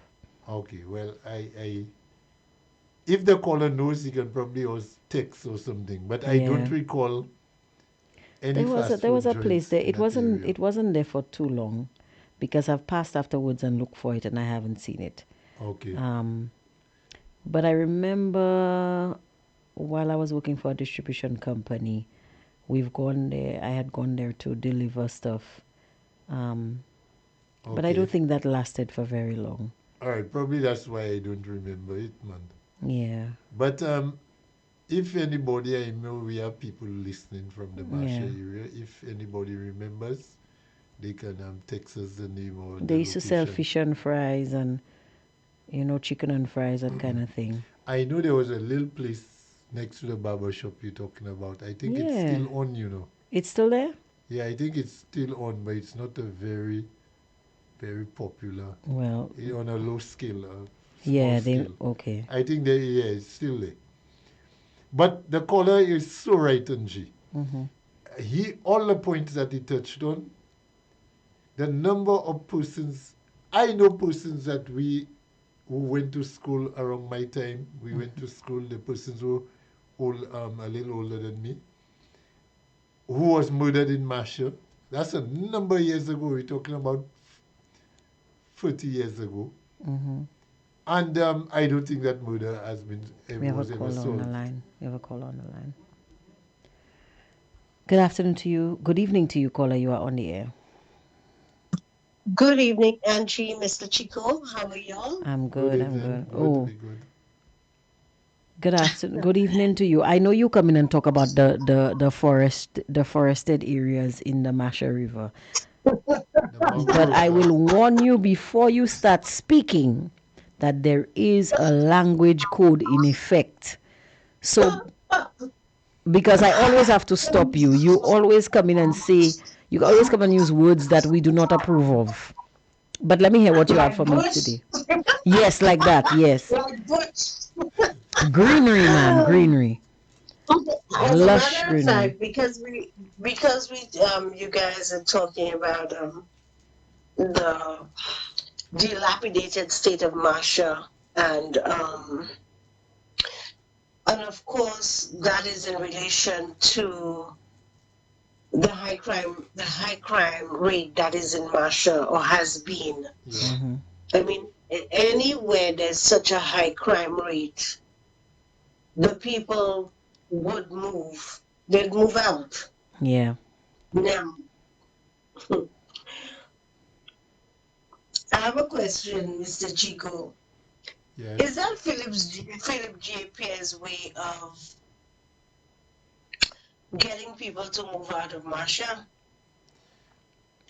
I Because remember, I we don't have think so. ghetto, we have ghettos, we have middle class, we have upper class, we have a few, Now, people from now that you've said that, different. caller, now that you've said that, something just sparked in my memory, and I wonder if that's what you're referring to, guys. You remember that some time ago, and that was when the housing minister first assumed the portfolio of housing some years ago. There was speculation that they would try, because you remember at one time they said land in the city should be going for $1,000 a square foot. Yeah. There Yes, was, of I course I remember, remember, but the land in the waterfront was just a few dollars. right, $1. I remember, I remember some talk about allowing the crime rate to go up. That was some speculation on the ground, eh? Allowing the crime rate to go up so that people will sell prime real estate and certain individuals can swoop in and buy it at a bargain and then sell it back to certain developers at premium prices. But that was years ago, eh? That was years ago, and Well, that was years ago, but remember, we being taken back years ago now. St. Lucia has regressed. Our standards have gone back. We do not have many standards left in St. Lucia anymore. our roadways, we can see what's going on. And I know you don't want me to use the word bush, but the lush green forest growing from the river That's right. is That's right. is actually speaks for itself. The amount of dead low things I see in the river, things belonging to a place of where you dump refuge or refuse, sorry. I see it in the Marshall River. You want me to polish it, Angie? Please, please do. I want to say raw, No, because that's how I polish. get. Yes, polish, polish. So I'm following your Yes, my instructions. your Your instructions are to polish it. Because listen, I'm gonna be honest with you guys.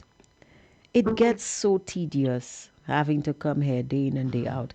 And guys, let me tell you, I am searching for positivity to inject into the situation. And it is so hard because I'm seeing that it is deliberate.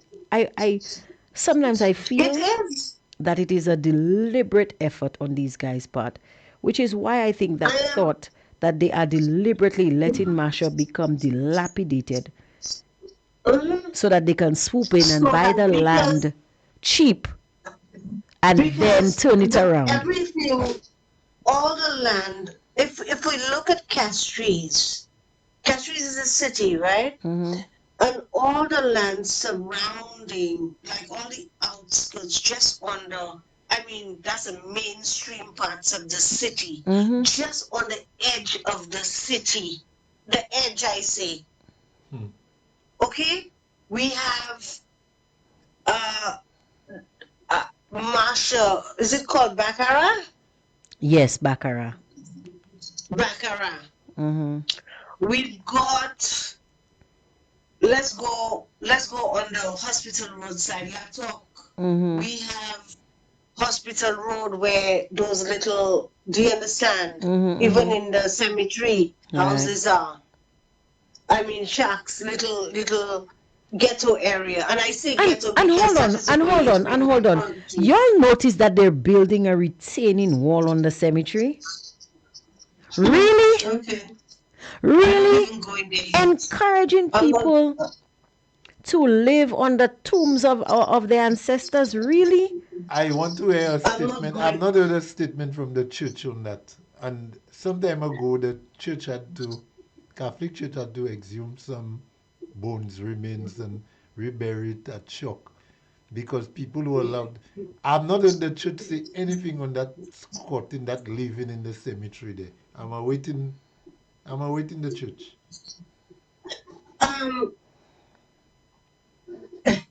May I add that little green boxes are given to people that may be visiting the cemetery at midnight around election time. No, you cannot say that. You cannot say that. Let's just leave that and let's carry on with what we were talking about. So we realize that there's also on the way from I'm trying to remember the name of those places now. On the name by behind courts and on the way up to Cedars and these areas. At the back there is another Wilton Yard. Yeah. Correct? Yes, you're right, Lola. Wilton Yard. Then there's Grass Street. Then I'm calling out those areas because, and there's also, I think, there's still activity in the back of Conway, although it's not as big as we know it. But if you're one who parks your car in the parking lot. Yeah, or if you pass behind by the cultural center there to evade traffic. Yes. Right, or if you park in the high rise, in the White Elephant. The building that they call the White Elephant. It's not the White Elephant. If you park in the Massey stores, that building. Yes, White Elephant. Yeah. Because have we ever gotten an audit as to how much money that building makes for the city? Because remember Kenny Anthony used pension funds to build that building. Shouldn't we be getting an audit at the end of the year as to how much how much money this money generates for the taxpayers of St. Lucia? The building generates how much money? I'm just asking. Yeah, but We I should, think that that's building public is funds. owned by, NIC. that building has been bought over, hasn't it? It has it. And why doesn't the public, if that is true, That's NIC building as far as I that is recall. NIC's building.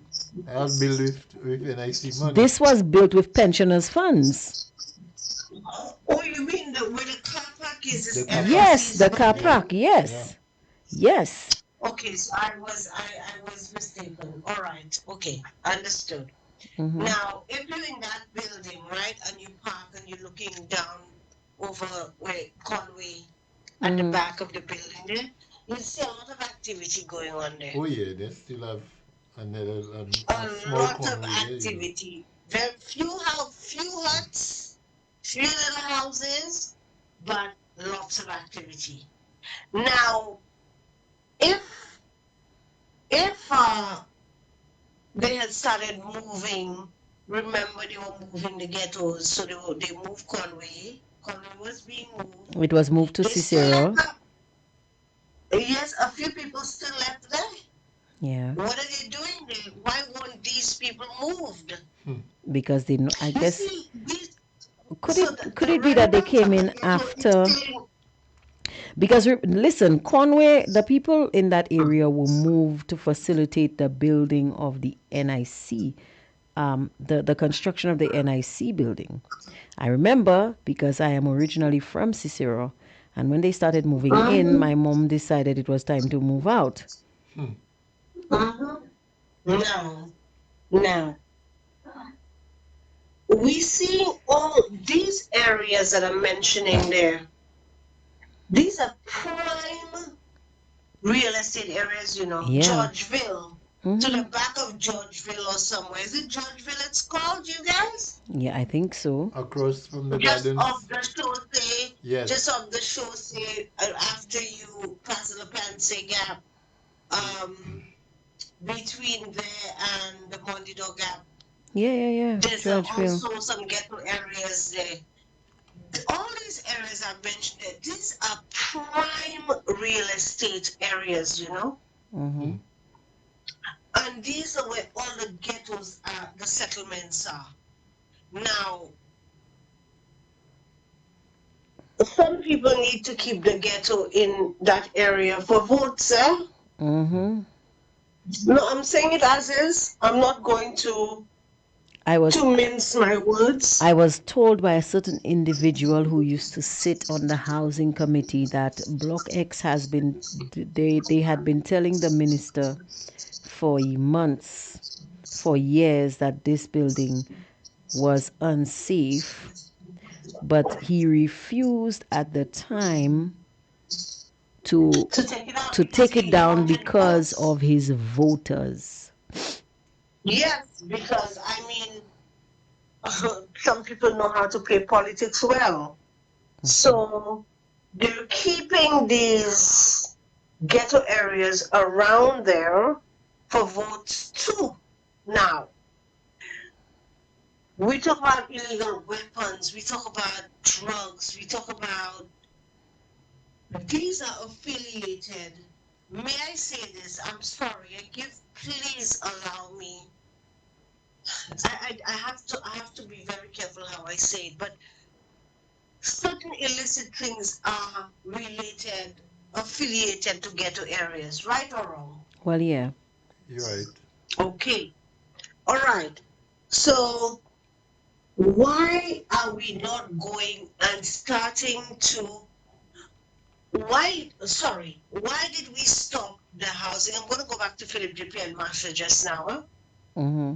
Why did we stop the housing that was being done, the low income housing that was being done by the last administration, as to allow for these people to be moved into areas where they have better housing, better toilet facilities, everything better when it comes in better living conditions, and to take down those old, dirty, nasty structures that are all around the why did they stop this? Why did they stop the housing from happening? People have to, you have to connect the dots. You must connect the dots. A looming election 2025? A looming election 2025. If the housing had carried on, a lot of these people may have been moved out from some of these ghetto areas and been placed in other areas. Right or wrong? Right. Okay. That means these people now would not be voting in Castries East, around these areas, because they have been moved to Babonneau or to somewhere else on the island. Yeah? Okay. So we realize that not moving these people is vote security. Okay. We have so much. When these people are not moved, we have high concentrations of murders, illicit transportation of illicit weapons, and all of these things in and around the city of Castries, in these people's same place. So I believe now is kill each other. Let them kill each other. Let them do all their things. Let them chase those people out. Because we ain't going to give them houses. We did not do the housing. So let them chase these people out. Then people have to find another place to go and rent places to live and whatever.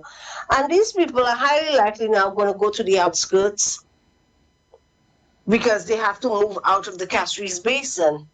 When that happens now, maybe that's a way of acquiring the land, as you say. Acquiring the land, buying it cheaply from these people, giving them a few, just like they did the fishermen if they had some stuff in Banan. Chase them out, hurry up, chase them out, and then they can acquire that land to give to developers and other people that they choose to give it to for whatever reason. So instead of saying, you know what, even if we're going to change the ghetto, we're going to do something, let's do something different. Let's relocate these people. Let's do this, give them better housing. Let's take that land, let's develop it and make the city larger and whatever. Some of these people, if they have businesses and stuff, can still have their business places, etc., in the area and whatever. They refuse that, but they are. So what they've done now is in the encouraging crime. Yeah, that was the talk that was going around. That was the talk. And let me tell you, I find it so funny. This particular minister, I don't know how he does it. Maybe we need to study this man. But St. Lucians have never trusted this individual. Never. But yet still he continues to win elections. He continues to get an audience for his foolishness, because this man goes around disrespecting people, insulting people. But when Angie, can I interject? Yeah, go ahead. Because money talks and BS walks. Yes. My mom always says so. Okay. Simple. Money talks. Yeah. You keep them in the ghetto, they poor, you give them a few handouts, boss, yeah, man. The boss in town, the boss here, you ain't check the boss yet. That kind of stuff. That's what you hear. Yeah, that's true.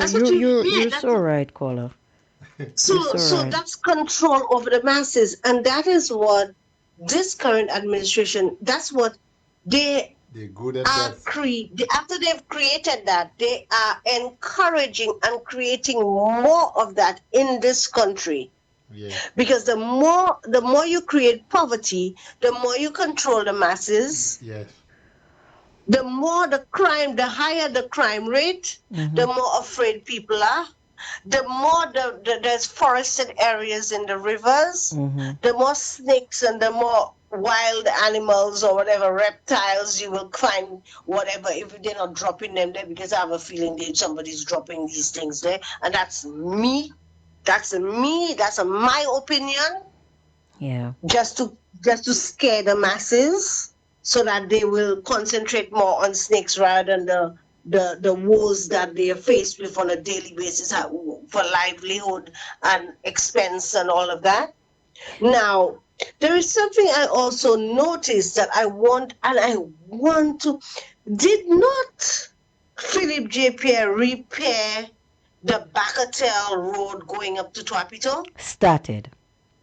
I don't think that project was ever completed, but Foster? I think it is. It's complete. It is? All the way, yes. Okay. Up to the top of Bacatel, yeah. Okay. Right. So some time ago, Missy says she's going to, you know what? Let me just drive down that road because that just connects to Masha and Ewing Castries. Because if you're going down, that's a quick way to go down to Castries from the Twapito area. Right. Yes? Yes. When I hit the top of that road driving down, people, complete darkness. I literally was driving at 0 miles an hour. I cannot see the left side of the road. I don't know. I don't know where to turn. No street lamps. If you, I have a reason, people, for telling you all this. Because, Mr. Chico, you're an ex-police officer. Yes? Yes. Okay.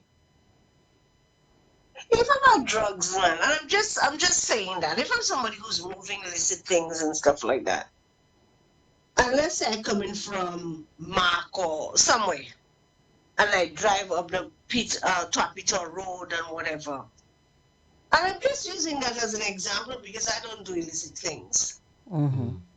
If I see police and whatever, what's the quickest way for me to go and hide? In that dark road, you know. And that dark road is what is leading to Masha and Baccarat and all of them to the city of Castries. Yeah. I was on that road. I'm not a scaredy cat, people. I'm not one who's fearful of stuff. But I'm telling you, my heart was like in my feet because I'm driving down that hilly road. There's precipice, you understand? And not one. Now, if you refurbish a road, and a road you know that bus drivers use, so the bus drivers going to Tiroche, Geno, Forestier, Twapito, these areas, they use that route. Am I right? Yeah, you're right. You're right. You will tell me that you do not put street lamps on that road for these people, not just the bus drivers, but for the people. A lot of people in these areas own vehicles and they drive on these they drive the roads. Yeah. And I'm thinking to myself, so at night a woman cannot take a chance and drive on this road, because if they block you on that road, my friend, there's nowhere to go. You can't say you're reversing, you can't say you're turning, you can't say anything. It is a good place for ambush, actually. And I should not even be saying that on Oh, trust me, the criminals figure it out already. Yeah. The criminals are very advanced. They figure it out already. Yeah, they have figured it out. And you'll tell me that you refurbish a road, but you put no lights on it? Why is that so, Mr. Prime Minister? And that is your constituency? And the few lights there are dull. And I've heard persons say that street lights are very dull. I don't know why all of a sudden I'm noticing that the street lights are not giving off much light. Let me tell you, I was going through. Let me just add. Let me just add to this. So, I was driving through the Turnell Road with my brother, and there was an issue, and the lights went out. And could you imagine the tunnel road there, the Millennium Highway, the Julian Alfred Millennium Highway? Darkness. We were the only ones on the road. Total darkness. Because the light, there was my brother had to stop. He was supposed to stop to check what was wrong with the lights. He didn't stop. Oh, your car lights? Yeah, the vehicle I thought it was lights. the street light. The vehicle lights went off. But there was no light. There was total darkness. Exactly. How safe is that for people? Why have they dimmed every light, or they've just not put in new lights? And I'm hearing people calling New Spain and asking for lights to be repaired in certain areas in St. Lucia over and over. There's no maintenance of this country. But the Prime Minister said to y'all in the budget. You're complaining. He said it's an excuse. You're driving the road not marked, you're driving fast. Now listen to me. You heard him say that? The Prime Minister also said that's why I tell. That's the way to control. That's the way to control the speed. That is why I tell people to listen when Philip J. Pierce speaks. During the budget, the man explicitly said that he saved money by not doing capital projects. What do you think a capital project is? Lighting the streets are a capital project. He didn't do it because he needed the money for other things. Money by encouraging criminals to be able to attack people upon the roads, etc., etc. I wouldn't go that far, but I'm telling you what the man said. He saved money by not completing capital projects, and street lighting, road marking, putting in maintenance of roads. All of these are what? Capital projects. He didn't tell us which ones. He just told us he didn't do them. Isn't that the same? And first and foremost, aren't we paying a road tax? Yes, the road tax that they told us was too much. A road tax that he increased it by $1. Yes. Aren't we paying a road tax every time we buy a gallon of fuel at the pumps? Yes. Isn't that supposed to be used on the road to do whatever road works, road markings, road lightings, road this, road that? Caller, you said it right. Okay. Supposed to be doesn't mean is being used. It is supposed to be used for that. But then again, we have a health and security levy that is not being used for neither health nor security. Exactly my point. However, so all listen to this, people. And I will tell you all this again. St. Lucia was moving in a place where we were had moved into a space where we being called a developing state. Listen again. In 2019, the world was referring to St. Lucia as a developing state, not a third world country. We have a bunch of Alibaba under 15 thieves. No, I didn't say thieves, I said thieves. Who have assumed certain shares, and they have not. All they have done is taken St. Lucia, reversed St. Lucia's development. They have reversed St. Lucia's standards. So our standards, if we have any, they're very low. But we were moving, our standards were getting much higher. We had a government that was building a hospital that was met international standards with a helipad on top of it. When this administration did that, would we have needed any hospital for the next 30 years? But that's the thing, caller. they called all of these projects the airport project, the hospital The project, airport project the with jet bridges and stuff. We would have needed an DSH airport. project, all of these things, they call them pie in the sky. All right, pie in the sky. But now, the same cruise port that we wanted to build in Viewfort, that was already in the making. Are they talking about that now? Isn't the same people who put this down in an election cycle when there was campaign who said so much, all these negative things about all of these projects? Aren't they now speaking of the exact same things? When they One of them being, Angie, you mentioned it today, I'll leave it for St. Lucians to think of. Listen, if we had, before I even mention it, if we had continued the work that was started under the UWP administration in between 2016 and 2021, St. Lucia would be lit, The roads would be well lit, well marked, well paved, gutters, rivers would be properly desilted. We'd have a proper operating hospital in the south of the island that would accommodate anything, even if there was a plane crash or whatever. Okay?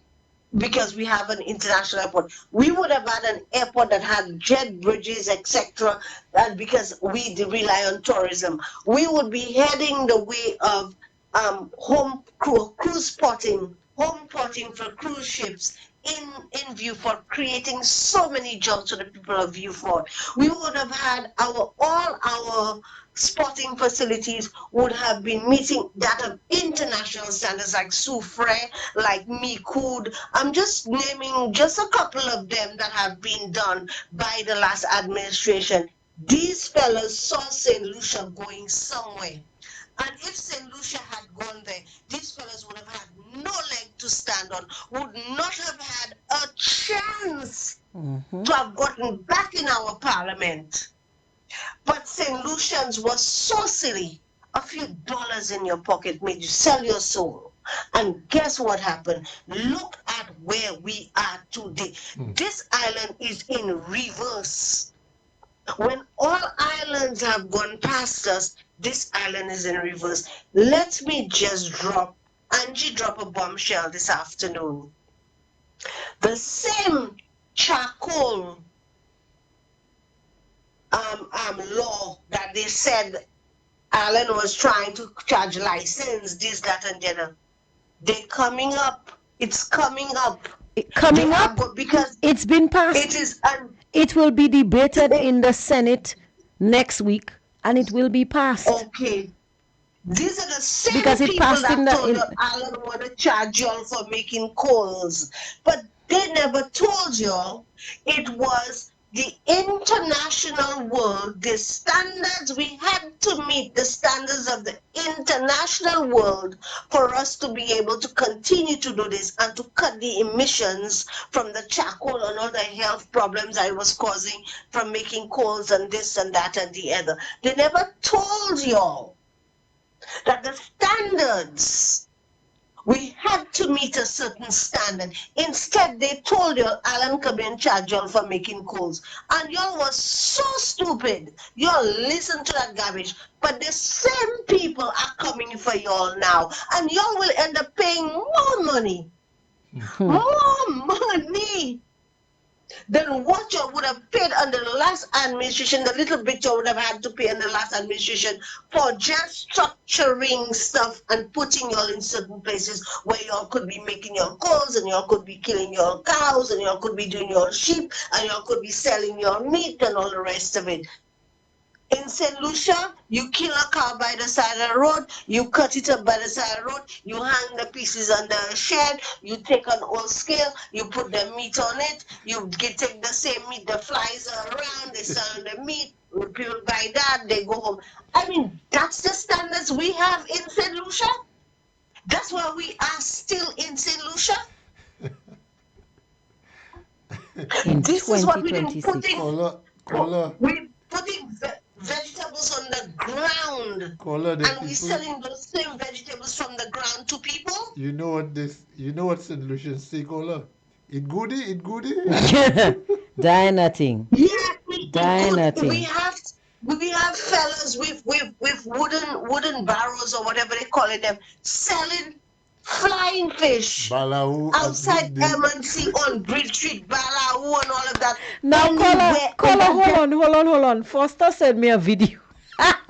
And Foster, over the weekend. That was a video from before election. Foster sent me a video. I don't know if he says before election, but Foster sent me a video. This guy is going around with this little cart and a cooler selling balau, and he's so drunk he threw the whole thing of fish in the gutter, in a dirty drain, and he sit down there, picking up the balau, and people are videotaping him. Now I wonder what he do with the balau after that. Sell and how you mean what he do with it? The man is on He the way. went to sell it, The man and on the way to whoever the got market. sick got sick. And whoever fell sick from eating that fish fell sick. And seafood can kill an individual if it's poisoned. Oh yes. And you see, these are the standards that Alan and the United Workers' Party administration was trying to put into St. Lucia. So St. Lucia's would have a better life, better health, better this, better that. However, a few dollars, a few fat, a rum, a chicken, a little fat here, a little party there. This is what, and a few handouts derailed the minds of St. Lucia's and had them vote for these same people. Now, what I want to know is I played it on purpose. I really wanted to get a chance to dissect it, but I played it on purpose because I want to know. Alan trying to do it, the UWP trying to do it was bad. They were taxing charcoal, but as Philip J. Pierre want to do it now, is it good? Has it been washed in the blood of the Lamb? You see, what Alan did not explain. He kind of tried to explain it, but back then he should have. You see, that's the things we have to learn from. This is not St. Lucia doing what St. Lucia wants. St. Lucia is a dot. St. Lucia is 238 square miles. You can't even see St. Lucia on the globe. You cannot even see the island on the globe. A rock. It's a little rock, a little speck on the globe. St. Lucia is trying to understand that. When the international world tells you, the big countries, you must follow suit. You have no choice but to follow suit because you have to meet certain standards. We have tourism, we have this, we have that. We depend on these things. The international, the bigger countries, we depend on them for funding for certain things. We depend on banks, we depend on bigger banks, we depend on financial institutions out there to help us to do certain things. When they give us the list of the things that we need to comply with, that being one of them, the environment being one of them, and we have an environmental levy here, Mwekadisa too. Big environmental levy too. When we have to take care of the environment and we have to meet international standards, when SLP is in opposition, Alan want to charge the small person for making charcoal. Today, he comes with all his masterful words and his verbs and you realize how he went to Soufrière, he come back to Connery's, he take a boat to Micoud, all of that just for him to say, yeah. Let me tell you, poor job se muna ki para pasa open se go with Salah. Poor job for the little people who cannot understand the language, the words that man was using. For the first time, I hear Hilaire sounding like, what's his name again from Labry? Velan John. Velan John. For the first time, I hear Hilaire sounding like Velan John. Because he don't want to come right out and explain it to the people to say it the way it's supposed to be said. So he go back in his school book and look for all his grammar just for him to say that he talking about emissions and radiation and all kinds of things. And Alan come out and say, you put in a tax on charcoal. You put in licensing on charcoal. You swear it's bombs and nuclear weapons we have in St. Lucia. Yes. Radiation. They were talking about, yes. Why you talking about the 5G towers we have in residential areas that is prohibited, that we're not supposed to have those towers in residential areas because the emissions give people heart attacks, bad health, this, that, and the other. Why isn't he talking about that? Why is he beating around the bush to tell people the calls you making, the smoke that coming from it is affecting the environment, it's affecting people's health, it is giving people asthma, it is causing respiratory diseases, it's doing this, it's doing that. So hence the reason why we have to take this we have to now move wherever you're making your calls, we're going to have to move it to another area, whatever. And if you choose to do your calls there, you'll be fined or whatever. Why doesn't he just come out and speak plain language to the St. Lucian people who do not read? Because, and I'll explain that to you. Like that, you guys, Minister, explain to that.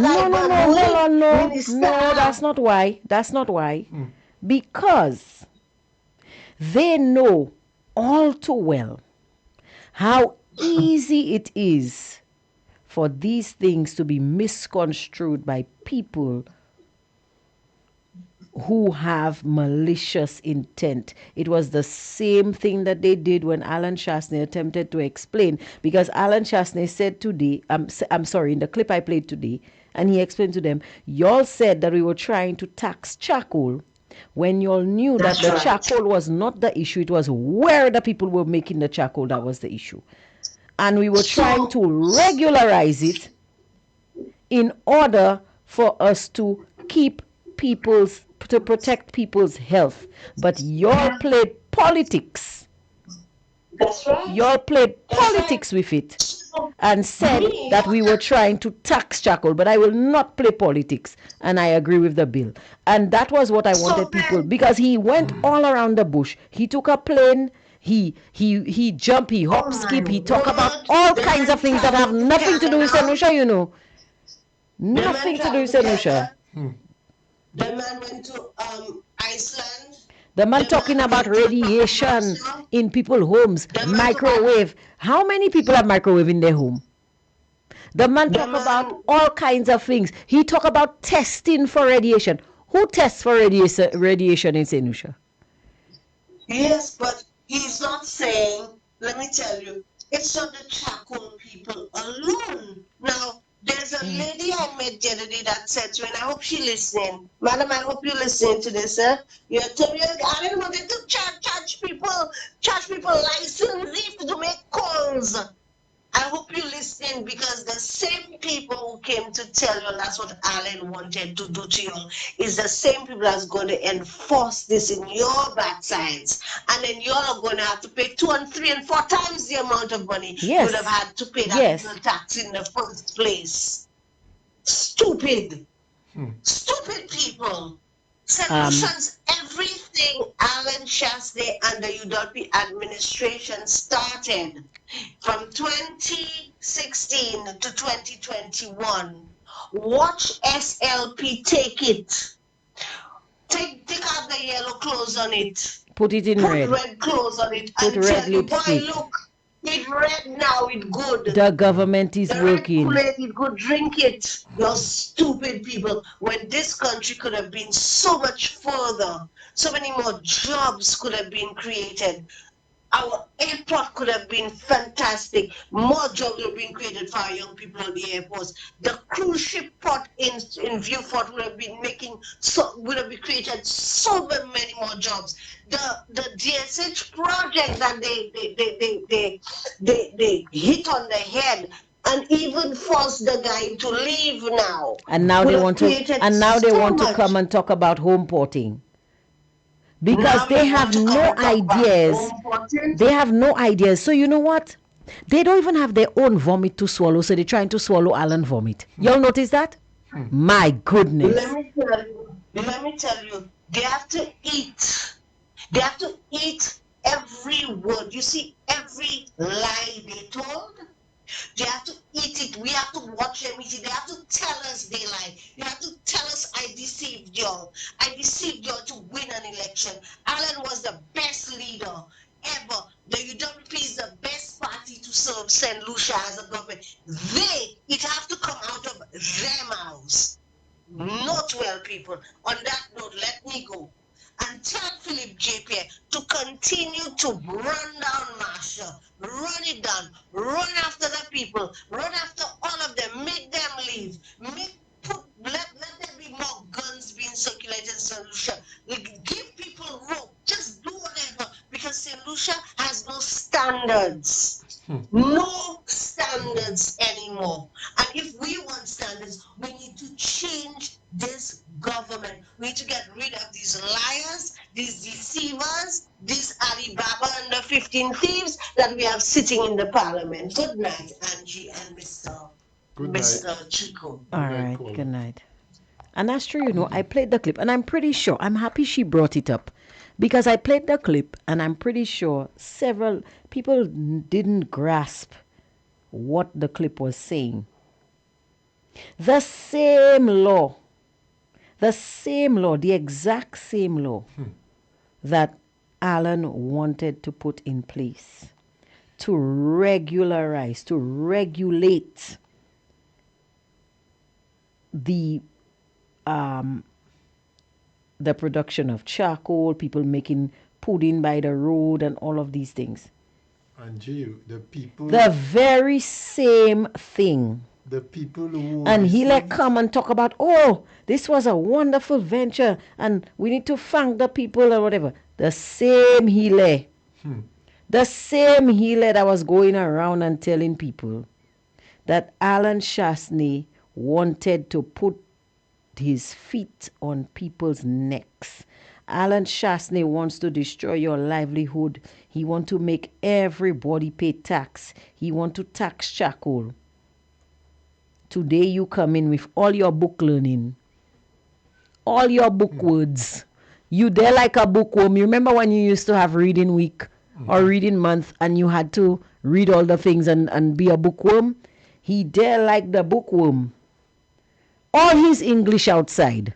He can barely pronounce the words he's using to say how wonderful this law is because they took it and they bastardized it and now it's theirs. Yeah, so Angie, I want to thank that caller for calling, the last caller. Yeah. Just like the first caller we had, who raised a lot of pertinent points. And I know our time coming up. Yeah. I just wanted to touch on, give a bit of touch to Richard Frederick. But before that, I just want to ask something, Angie.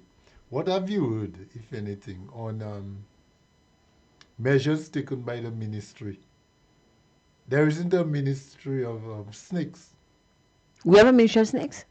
Who deals with agriculture of snakes? Forestry. Right? Forestry? Forestry department. Agriculture and forestry are the same ministry. Right, yes, same ministry, yes. I heard the Minister of Agriculture say something. I don't believe it was on snakes in particular, but or was it on snakes? I think so, you know. But have the ministry come out with a solution for all the sightings, snake sightings, and what people should do in the event because we are finding snakes. They said if you see the snakes, call them. Call them? Oh, I think I heard the minister say that they have trained some people, some How do they call them? Snake handlers. Snake handlers. So the snake sightings during the night, you'll call a snake handler. There are snake handlers waiting in the ministry. I don't know. I don't know. Pamela okay. More facile Before you used to hear people say, Angie, on in books, that if a bear is running after you, you run in circles. So if you see a snake, what do you do? Do you run in a straight line? Do you run in a zigzag line? Do you run? Do you kill it? How do you detect a snake? You take out your. We missed a call. Call us back. But that's what the ministry ought to be telling people, Because I spoke to a landscaper the weekend, Angie, and the man told me for the first time in 20-something years he's doing landscaping. Recently, I've had to turn down some jobs, Angie. Because you know why? Because of snakes, the fear of snakes. The man said never before, and he operates in Castries. The man said never before he had any kind of fear or hold reservation about going in bush and cutting down bush and grass. And the guy told me he have had to turn down. Once you see the place looking to snake prone. Snake prone. The guy said he's not taking any job. So I want to ask the Minister of Agriculture. We have a call on the line. Hold on. Good evening to you, caller. You are on the air. Yeah, good evening. Hi. Mr. Chico and Angie. Good evening. Good evening. I called to fix up two things. I hope I can. Yeah, go ahead. The last homicide in Masha. Jordan is not from Masha. We know that. We said that. We said he's from Millet. Okay. He's from Millet, but he lives at Egad Mondido. Ah, okay. Okay. So they have a lot of people that will be sleeping, even snowing tonight. I'm telling it to you straight up. Okay. Okay? But why? That particular somebody, he dropped out of school and made his own gun. Wow. And trust me, I called on Timothy how many times, telling them about that particular person and his gun. Sometimes for one night, 8 houses down. Are you talking about robberies, caller? Burglaries. You know the aim? You know the aim? Car batteries, gas tanks. Hey. When they come to your house, if you have any drinks there, the drinks will go away because after they have to celebrate. Okay? They have to celebrate. Yeah. I'm talking about my neighbor. I am not telling you about no stranger I don't know, Okay. My house got leaks 4 times from these boys. My goodness. The policemen know them, and by the time you go and make a report, they're just saying again. That was it, again. So he got tired a bit in Egad, and he come and rest his spirit in Marshall Boulevard. Okay? So this guy is well known. Well known to the police then. Excuse me. They started that he's half of a boy. He's very short. Okay? Everybody in that area, everybody in Egad know him. They just have to say the name. I could not pass on the road. Anytime I would call Timothy or go and make a report, I could not pass on the road. They always had my funeral clothes hanging in their hanger. Okay? But I tell them I serve a big God. Yeah. I will not. Imagine these guys came to my house. Everybody at my home sleeping. These boys inside my house. They took my stuff, they took my tablet, they took my phone, but they could not have used it because you had to use my face. Right. To enter my phone. He don't have same face with me. You know what they did? They took a hammer and they crushed the phone, they crushed the tablet, and I go into my home and they send it in the street for me. And they got us they standing and they telling me to talk. Wow. They didn't put down an innocent nobody. So if you had said anything, caller, you would have been a victim. Oh well, knowing me, the mouth my father led me, I did say something. I did tell him I'm not a scaredy cat. Okay? The only thing I said to him, don't worry. The longest rope have an end. I don't know when the end will be. Just last week they dropped that guy. Just last week they dropped them. Wow. And if you go in the station, they have a book. The book maybe have a million pages. I was quarreling just 2 days ago and I'm saying, but why they keep on arresting these boys and keep on dropping them? Last week, the only person I feel sorry a bit for is his mother, because she used to quarrel a lot. She used to get on and quarrel with him. They would used to put him out, and putting out was not doing anything, because when he go and when they put him out, he was getting more strength. They have 2 little elderly people living by me. Every week, these people have to buy a new laptop. Not laptop, sorry, flat screen TV. It's like for him and them, for them, the people was buying these things. And the 2 little elderly people living alone, they cannot speak, you know. My goodness. We're not talking about an innocent body. They have others. We're not talking about innocent body. The whole police force know these 4 boys. The leader of the gang and him, the leader is inside. He just came out. And they have 2 others. I am not sleeping. And little people, these boys don't know when they're going to start to drink water. And Agag people life was I what they call them, menacing that they were there. Wow. They didn't kill an innocent person. That is an ex-police officer, that's all I can tell you. Well, I guess he chose to rob the wrong person then. Not one robbery, Angie. Angie, not one robbery. Last week, heat went down. Wow. Somebody got fed up. Somebody took the chance. But they have others. You're in there. They have others. Their eyes on the sparrow. They're watching them. They have others. They just drop out of vocal school and their job is... You can be... My girlfriend telling me she waking up midway in the night and she hearing a little noise in her window. And she getting up to go and see what happened. One of them have a 6-year-old child pushing inside the girl window. Putting the child inside to open. Up and she tell you she pull her cutlass, but she cannot chop him because she see the little one. They're taking little ones to push them in. And when they go in, they open in and you sleeping, you don't even know. My dog woke us up to make us know they have somebody in the house. And that poodle of mine, they kill it. They don't kill no innocent nobody.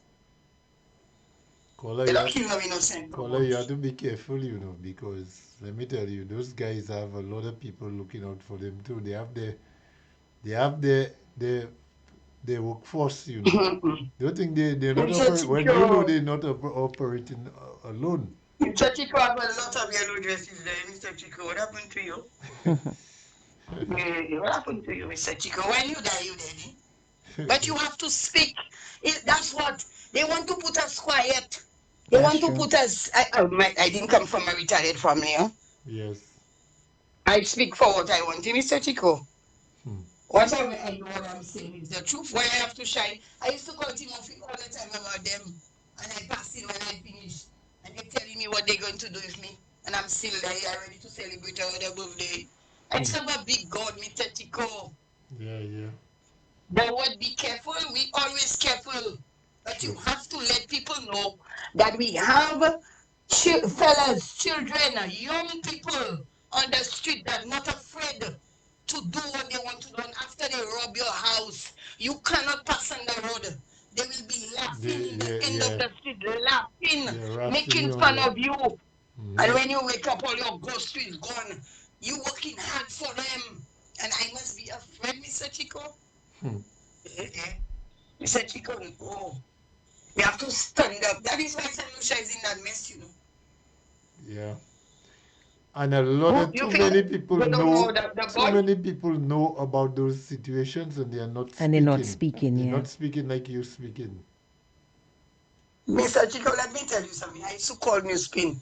Sometimes Timothy used to call me and ask me what happened. If he hear he'll see he calling me. My son life was miserable with these boys. And when I hear a little noise, I run on the street. When I reach my son on the street, the boy have a gun and a cutlass and he telling him, I out in your light tonight. I kneel down on the road and I tell him, we will see whose light that will out. The morning, the day before my birthday, 8th of December, I waking up to a happiest news for my birthday gift. What happened to you? To you, trust God, not human beings. You speak for what is right. If you're wrong, don't speak. But if you're speaking on the right side, speak. Yeah. And you know what happened? The morning he didn't wake up, and the mother screaming and saying, I send people to kill him. I well broke, so I have no money to send people to kill people. If I have to really drive bread to buy these people, I send and kill people. I may plea broke about government nulila.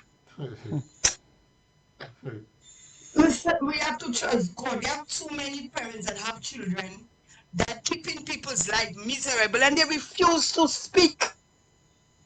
Yeah. You don't think maybe the parents are being kept miserable too? Because let me tell you, a lot of people hide a lot of things, you know. Of course, for the mother, it's bittersweet because she always used to put him out. She always used to quarrel. Even though they put him out, he have place to sleep. Oh, yeah. Never post up in bed everywhere you. I see he really sleeping comfortable.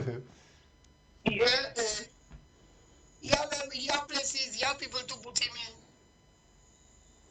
A mini God. It's sad for her because he's her son, but she spoke. I will tell people I used to hear her. I used to hear her quarreling. I used to hear her asking him to take it easy, leave these boys, leave that gun. She used to speak. I will not lie on her. She didn't encourage him. But the sad thing is, it's her son. He's not there, no longer there. But he did a lot of damage to a lot of us in Egad Mondido. And there are others. Just a matter of time. I always say it is too much. I always say it is too much work for a mother to make a child, raise that child, and then have to bury that child again. But some of these young boys and the girls too, you know, they do not listen. The more you speak to them is the less they hear. But his strength was my dad is a police. His father is an ex-police officer. So it's not me when they arrest me tonight. I there until somebody come and see if I there for true. You have people to represent him, Angie. Mr. Chico, Mr. Chico, Mr. Chico, I must not be afraid. I know what you're saying. I must not be afraid. I know what you're saying. Let me tell you, my mother used to tell us. This morning and they send that news to me. I was not surprised because I was in the I there in the area. My home is right there. My house is there.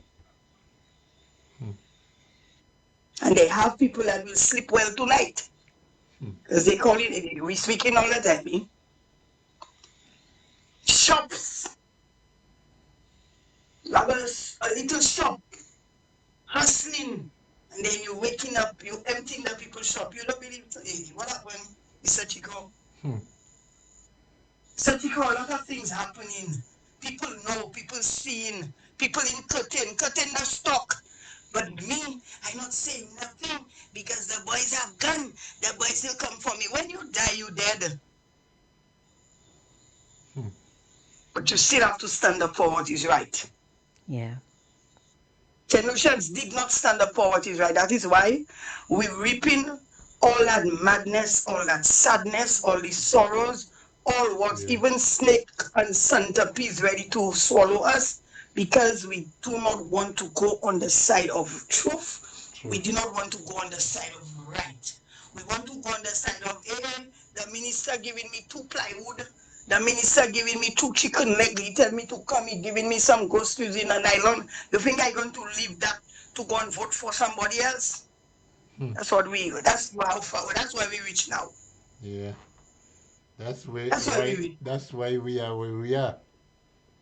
Yes, and Mr. Chico. then for the minister to say you're indiscreet, you're rude. Yeah. I wasn't in You're the right, booth. I like him. I wasn't in the booth if you don't Yeah, tell me don't you tell vote me for you me. vote for me. I That like is these who we have things. become. Yes, I like these things. It's we. Once you don't put boundaries and you do not respect yourself, whatever you get, take. People like me can take that.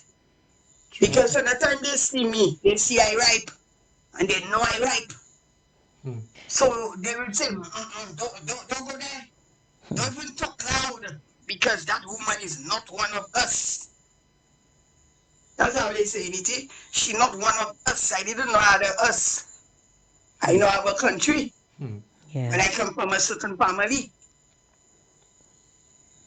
So once you're not in the booth with them and in the same joke with them, go and vote, and when you come back, have a bottle of rum there for you. You know you're in trouble. Yeah. Yeah. Okay then. I'm on the street. I'm hearing. I'm a street girl. I'm seeing. So let not your heart be troubled, Mr. Chico. I'll not be afraid. If I die, then I have a little yellow done, they already tell them what to do. That's okay. I die for my rights. But somebody has to speak. They did not kill an innocent man. Yeah. Okay then? All right, Kola. Thank you for that clarification, Kola. Thank you. Most welcome. Yeah. Have a good night. Yeah, thank you. Too. Yes, so enjoy. See the time closing. Yeah. But I just want to briefly, we'll play the clip I sent you there, and we'll just make 2 comments on it. Which one? The last one on the it has The about Rodney the Bay project. Road? It's Alan Chastney speaking. There's one with Stevenson Kingy, but I rather listen to our on the Rodney Bay Road. They said to you it was bad designs. They stopped the road. The contractor was supposed to build the road for $15 million. Let's put that in perspective. They told you $15 million and it was bubble, right? That's what I told you. But you had the bridge at Bois d'Orange that cost $12 million.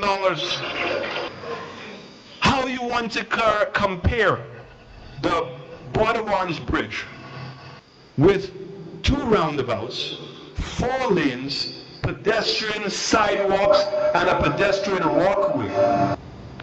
Which project had bubble? And because they stopped the project, they're now having to pay the contractor over $22 million for the work that he's already done, and now have to bring in a new contractor for over $15 million to finish the road. And the people who are going to pay for all of those lies, the taxpayers of St. Lucia.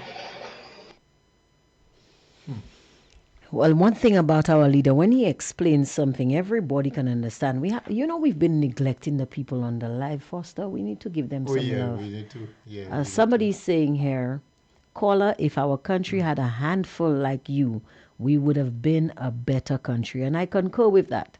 Because like she said, you have to stand up for what is right, and you have to speak. And I agree with that. And that's why I will not shut up. I know there are a lot of people who are wishing that I would just shut my mouth and stay at my home and don't come on this show, But they would have to claw that mic out of my cold, dead fingers. Because as long as I have the truth, I will speak it. Somebody says, Angie and Foster, would you come to the same conclusion as me that St. Lucia is no longer a safe country? And I concur. Another one says, but Foster and Angie, if PJP knows who's committing the crime, why isn't he fixing that plague going on in Masha right in his backyard?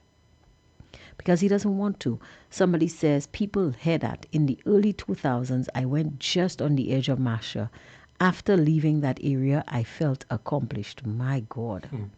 Somebody says, these fabricated stats used on December 1st, 2025 were the basis of the fraudulent election results. Somebody says, yes, Angie, they used to sell fish and fries and chicken and fries. I'm telling you. Somebody says it's not there anymore. That's the business I was telling you about. Yeah. Another person says, Minister of Grip used to talk about the Masha River before he went to the other side. Is he not talking about it anymore? Just asking. You have by Monsieur Ministry. You have like Minister of Grip, Minister of Briefcase, Minister of Luggage. Still champagne. Flat champagne. Oui. Somebody says, you are very right, my lady. And you know who was pressing on that more? Every Thursday, it was our local mongrel talk show host, A.A. Borje. I read that inadvertently. Please don't say these things. He was pressing on that on the people's mind. The local housing minister cannot improve one house, but he wanted to do condos. I think instead of saying condos, he should say... Let's just skip the rest of the comment because I'll get... People, keep it nice. Somebody says they go and listen to all the lies of the Mongoose Gang government. Another person says, do you know you all have to have a program in our mother language? Because a lot of the people cannot understand the English, so we need to speak the language for them to explain to them. So you all need to bring somebody inside there to explain the patois language for them to understand. So you are very welcome. But I don't know if you like the salary. Somebody says, oh yes, Angie, that is something I always say. Angie, we didn't go to the same school with he liar, so we can't understand his language. Somebody says that's so sad. Somebody says in the Prime Minister's constituency and not a word. How crazy is that?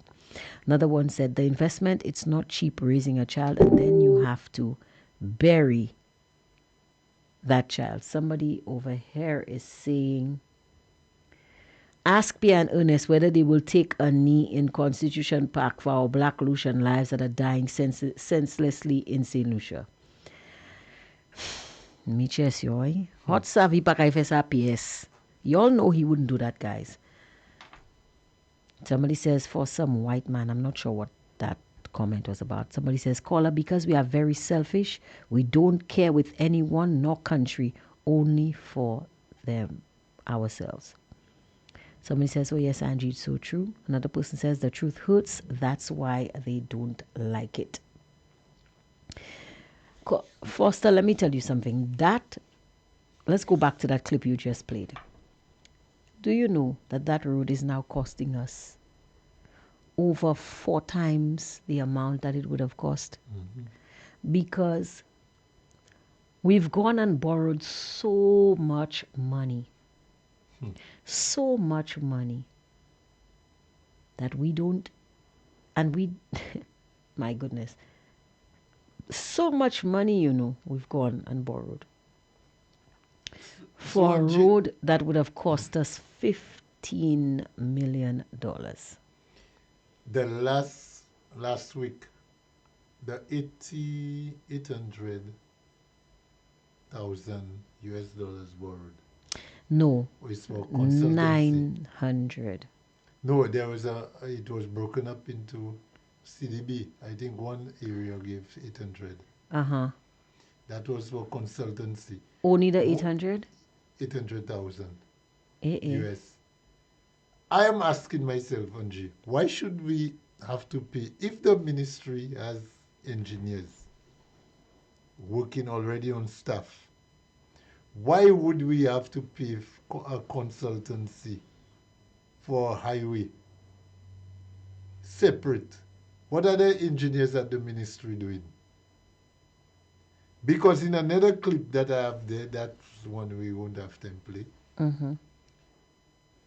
after the minister, Richard Fredericks, came and said how the project was illegal and if you're involved in an illegal project, that means you can lose your money, whatever. Stephenson King spoke. That the ministry, there was a billboard up at on the Rodney Bay Highway during the construction time. The ministry was supervising the work going on at Rodney Bay Road, you know. So why should we have new? Is it mandatory that, or is it law that if you're doing a capital project like that, you must have a separate consultant to the project? But doesn't the ministry have consultants? Don't Of course. But there are local consultants and there are engineers in the ministry. But remember, Reno said the consultant's sole purpose is to make the developer's job harder, the construction company's job harder.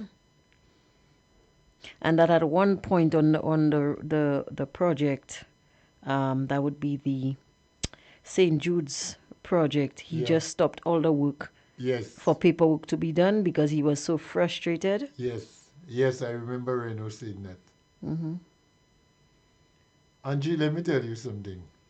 You see, if we subtract all the red tape holders and all the consultants in the government service along those capital projects, you know we're saving half the money. For the project? Half the cost of those projects.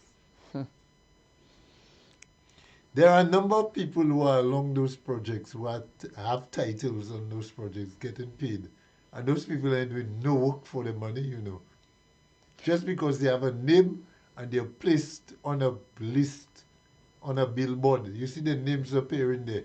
Ask those people what they're doing. Now, Foster, speaking of highway projects that are costing us money, has the Millennium Highway been handed over?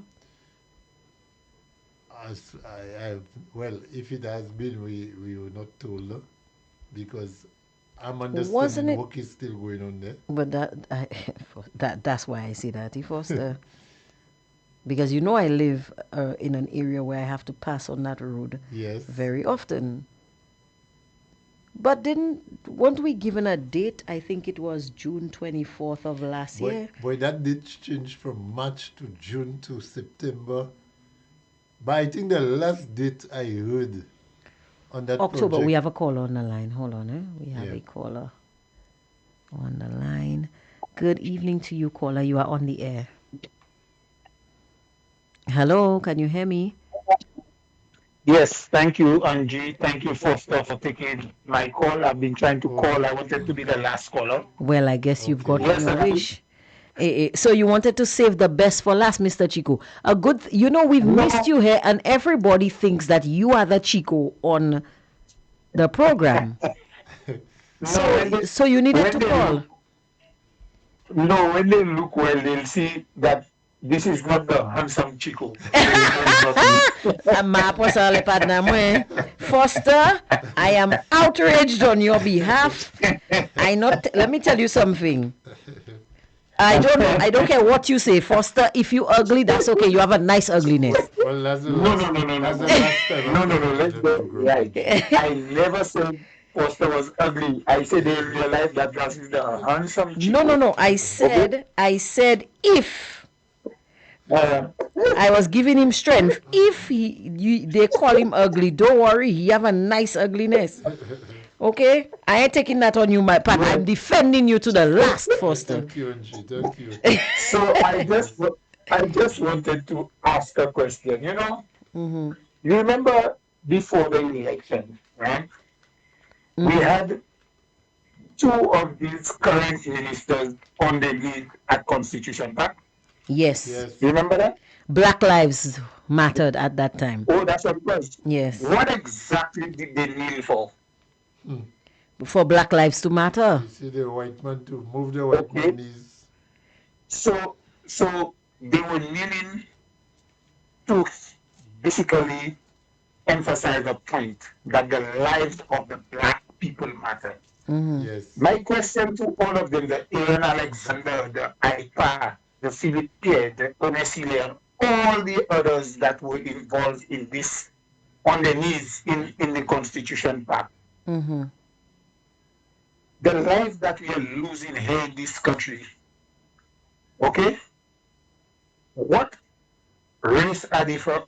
Are they from? Well, are they grey boys? Are they grey lights? I don't know. Maybe they in the 200-meter Olympics. I don't know. You see, solutions must understand the hypocrisy in these things, you know. Because here we had a situation where the narrative at the time was, we don't want no white man. It's about a white man. Now we have all, as a matter of fact, the current prime minister, kept referring to himself as a little black boy. From Masha. You remember that? Yes. You remember that? Yes, I remember. So what happened to all the young boys that are dying? They are red. What complexion was Joy? Green. She had blue shirt on. You know, let me tell you something. I always say that, you know, sometimes those of us who are in influential positions, we fail to realize that sometimes when we speak, people listen to us because some of us have followers. I'm not removing myself from that. Okay? I may not have many, but I'm not removing myself from that because I know there are people who look up to me. You understand? When we come and we make statements like that, right? What are we saying to our people? People will listen and people will follow.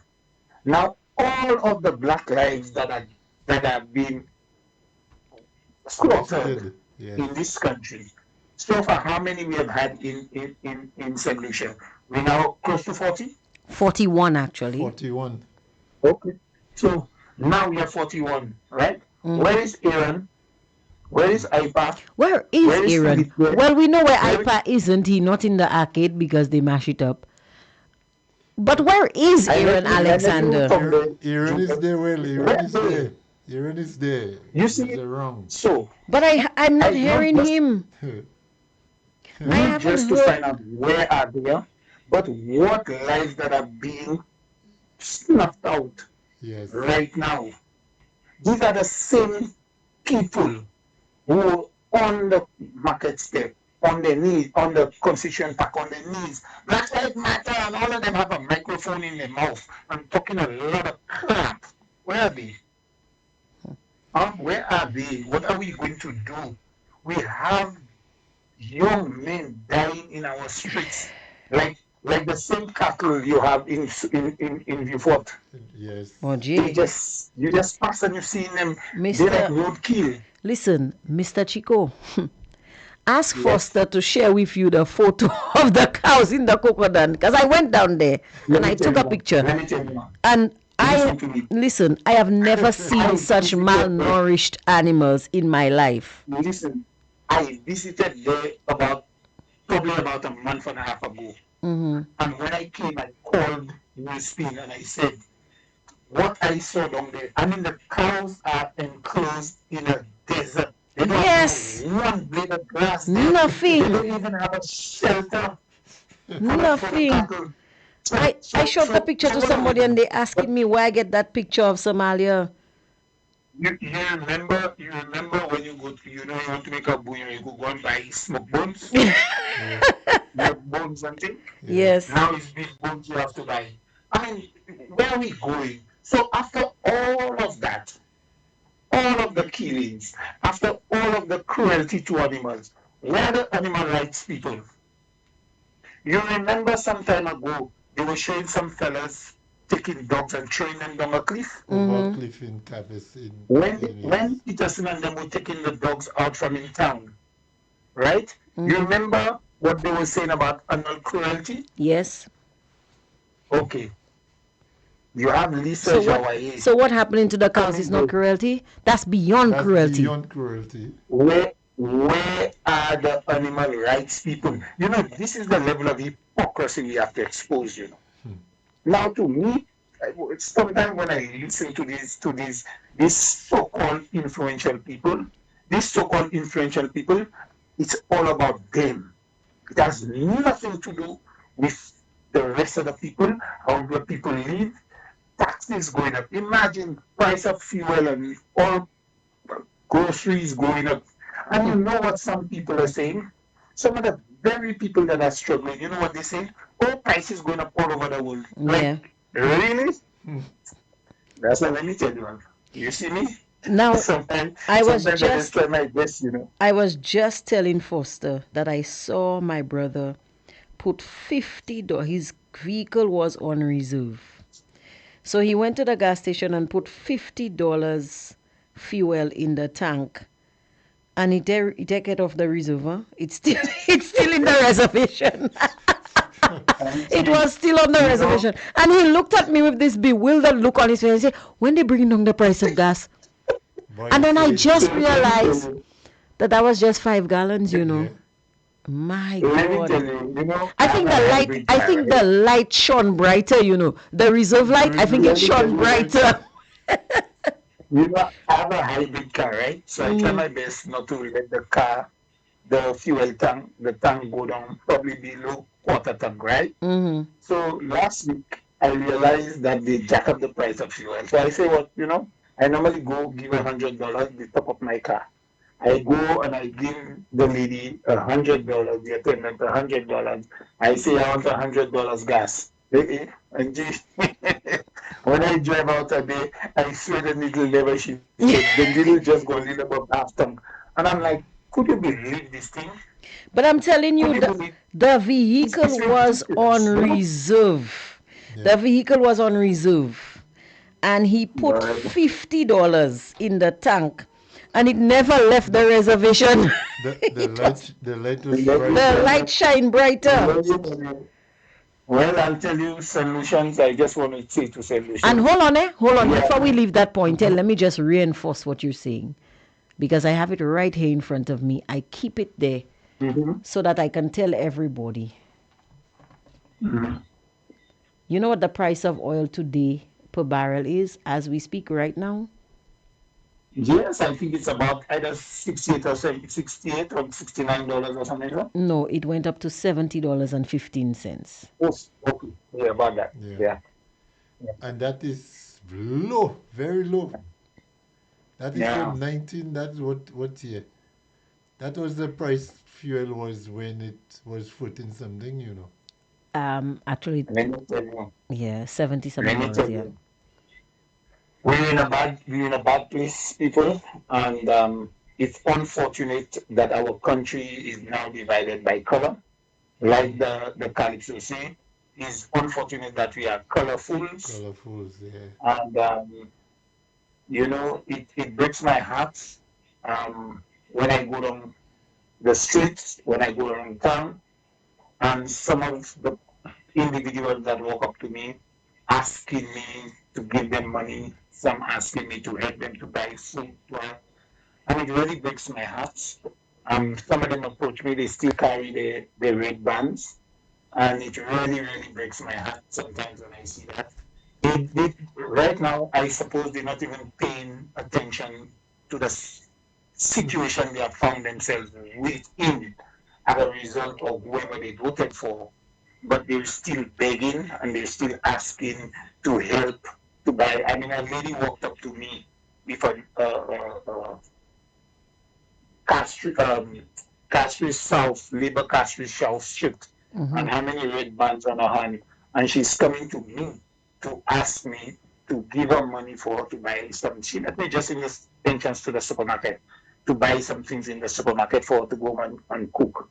And I looked at the lady. At the time, I only had like about probably $150, 2 bills in my pocket. And I looked at that lady, you know, and I was like, it really did break my heart. So I just left. I told her I didn't have her at the time, and I left. When I was walking away, you know, that kept on my conscience. I felt like just turning back, holding that lady, taking her inside, letting her take what she wants and pay for it. But Well, the next time my cupboards are bare and I call your phone. Boy, sometimes you have to let the people. No, it's hard, but you see the kind of individual I am. I love to help people. Yeah. You know, because I know I could get a meal, but you know, you're walking around and you're meeting some of these individuals that you could see they're really in need. You know, they're really, really in need, and it really breaks my heart. It breaks my heart every day. Sometimes it even depresses me when you see I walk in town and I meet individuals that come to me and ask me for food. I walk in places and I see individuals there, garbage, and I tell them, yo, get out of that garbage. I take them across, I buy them food, and it pains me to see that. But I guess we are so colorful that it's either you with me or you against me.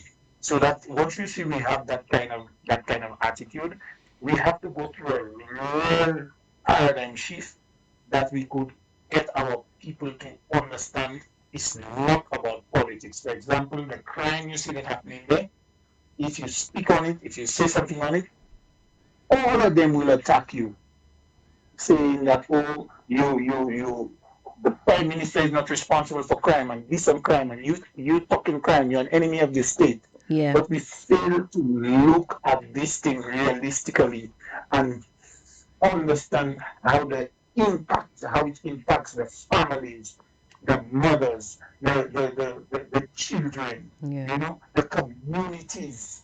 Because when you see you have that kind of balance happening in any community, it breaks up that community. You're so right. Decimates that community. They have little shops that used to open in Marshall, like you have said. Right now when you walk in the Marshall, in the Western, they used to have something. They have, when you look, you see the wind blowing and the tumbleweed. Yeah. It's tumbleweed. You walk in the Marshall and like cockroaches you seen on the road. People walk down Marshall. I mean, is that feasible? Is that safe? I went last night, and it was quiet. Yeah. And I'm like, wow, it's, I'm not used to that. I grew up in Marshall where you could have gone down by Brantford, 1, 2 o'clock. Metcalfe used to be open there. If you want to play some pools, you do something. But now, nobody wants to be in Marshall. But I'm hoping that one of these days, St. Lucia gets to its senses and make a decision. At least stand up for something. Stand up for the lives of the children. Stand up for the lives of the community, the elderly in the community. We must take a stand for something. And Jen Foster, you'll have a blessed night. Thank you so much. Your time you'll have closed your show already. No, that's okay. That's okay. We always have space for you. We always have space for you. Because I was thinking of you. You came to mind just recently because I wanted to I have this new show, Insight, and I'm asking you on the air because I don't want you to turn me down. So if the people, you will feel bad when you say no and the people here, I ask you and you didn't come. So I have this new show on a Thursday morning called Insight, and I'm inviting you because I really need to have a conversation. Yes. You are a customs guy. And yes. You know all about customs duties and how they affect the prices of goods. Yes. So I need you to come and help us understand how the customs duties and all these other duties are applied so that we get an understanding of why it is that we have to pay so many such exorbitant prices on goods on supermarket shelves. So can we expect you next Thursday at 10? Well, this Thursday at 10 o'clock. Angie, right now it is World Cup. Whereby I am not available until the 19th. Sir, are you playing in the World Cup? Angie, let me tell you, look. From now I get out of my bed, I'm sitting in front of my TV and I'm watching World Cup football. Well, Germany just lost there. Bring the TV with you. Germany just lost there. No, Germany just lost there, and I am happy because I have some friends to call. So I am happy that Germany is out. So I will be watching football until the 19th. Wow. I will only attend to emergencies. What, this is an emergency. Things rough. It's an emergency. We need you. Things are And tough. ask Foster about me when it will come to call Let me tell you. anybody I work with. Let me when tell World you. Cup comes, I take vacation. I don't want nobody to disturb me. I know about World Cup, because I cannot tell you how tired I am of having a conversation with my better half, but his eyes on the TV, and sometimes I just say something crazy, and he in the TV so much. Yeah, for true. What you say? And I say something totally crazy, like I growing feathers out of my butt or something like that. And really, babe, but he in the TV. And then when I always know when the World Cup, when the commercials come on or when the games swing, because then he will call and then he will want to have a long conversation, but every minute he checking the TV. Well, MJ, then I am so sick of football right now. I'm sick of it. I drink and I eat only when there is a break. So you see the hydration break. Oh my when God. the hydration break comes in the game, I go and hydrate. When I come back, when half time, I go and eat. Or if I eat at all. If I don't have time to prepare anything to eat, forget that. I'm spending the entire day, not even food I'm looking for. My goodness. So I guess you were happy with the Arsenal deal then? I have my own views about that, Questions I ask you? I have my own views about that. But you see, the thing is, I asked the question, if the Arsenal deal is not 1 cent of public funds, government funds, and Lucia's funds were used in it, whose funds that were used? Exactly. C'est la question à chaque monde pour répondre ça. I've asked that question, but people personal funds. Si l'argent c'est lycéen, yo pas te servi l'argent c'est lycéen, deal ça. L'argent qui moun. C'est question ça. Inquiring minds would like to know, but I'm hearing. So I'm hearing it's one of two things about that deal, but my deal it will come out. Yes.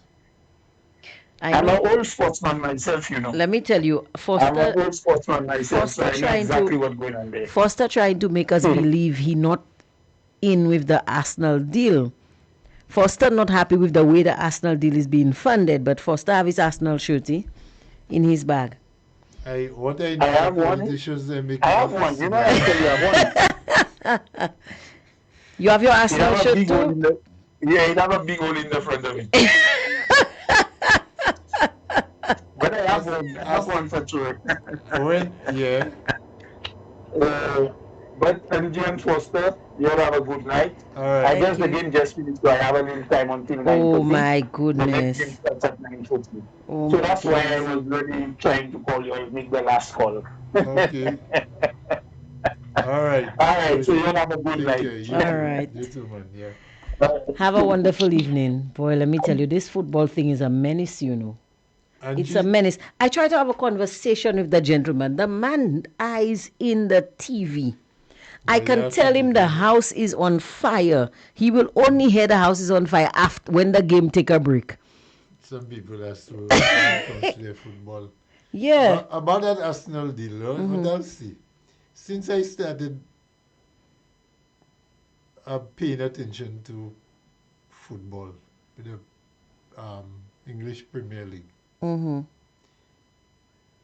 20 years ago, Arsenal have not won a title in 20 years. Well, Arsenal is a major team, one of the top teams. But Arsenal have not been doing well in football. So, I mean, I would have a little time to listen. I don't listen to Hele, period. I don't believe Hele says anything that makes sense. But I would have a little time or a little mercy on him if he had talked about Chelsea. Because Chelsea is the team that have been winning all the titles in the last 2 years. They have won Club World Cup, they have won Premier League, they have won European League. You're talking about Arsenal, and you want... I mean, how many Arsenal fans are in St. Lucia? About 5? Hele included? Hele and Kingston alone? Let me just Somebody Jokers. St. Lucia is not in a good place. Somebody says, do you know there is a guy in the Ministry of Infrastructure who is using his father's degree because he and his father have The same name. the same name? I won't be surprised. And this consultant don't know nothing when he has to sign documents. He always stays far away. Wow. Wow. This And is... you know, anything happening in St. Lucia. Yeah. This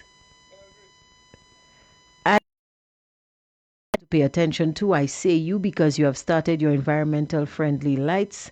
It is the amended Lucelec bill. Shas addressed them on the selfish and unfair approach on this bill. Somebody says, Angie, you're right. So is the ugly one that there. He is handsome too. Leave my partner in crime alone.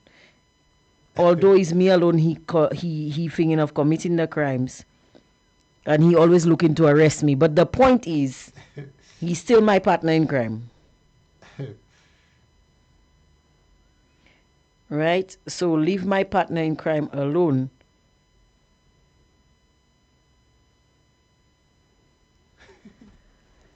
No bull race, bon Dieu. Somebody says PJP said he has 11 water tanks at his house. Is that a minister? Another one says we're at 41 murders. Somebody says Angie Ras Ipa have to feel it. Wicked man. Somebody says if it was in America, they all go to jail for that mongoose gang. Somebody says caller the minister of smoothie has to make smoothie for the cows. Let me tell you, I am so you see St. Lucians, especially those listening to this. Sometimes, Aaron, from the time they gave him the money, he went moo. Wow.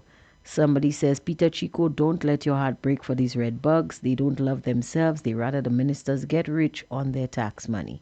Somebody says the Prime Minister is the Minister of Security and he imposed a 2.5% compounded repeated tax on us for security and health. So he is responsible for the high crime rate. Somebody says, straight up, Mr. Chico. Another one says, make sure to show people's faces on your show because the Minister of Luggage once had a guest without a visible face and the faceless person wants to call people's names. Somebody says, both healer, and the Minister of Tight Suit, two guys that make a fool out of themselves. Another one says, but Mr. Chico, why you so the SLP have not done anything for the country in the past 30 years, hence the reason they got that team.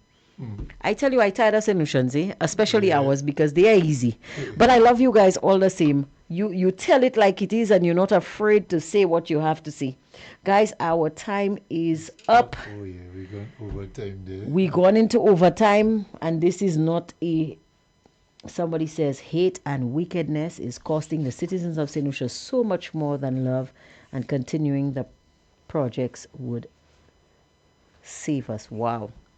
Guys, thank you for joining us here on Hard Talk on Full Disclosure. You guys are amazing, the way you dissect things and the way you put things in perspective. Join us again tomorrow for the news at 12, the midday news update, and then for Hard Talk at 2, where we are going to continue to dissect the issues that matter. Have a wonderful night, guys. Foster, over to you. Until the next time, next program, next week, Monday, God willing. Bye. Bye-bye.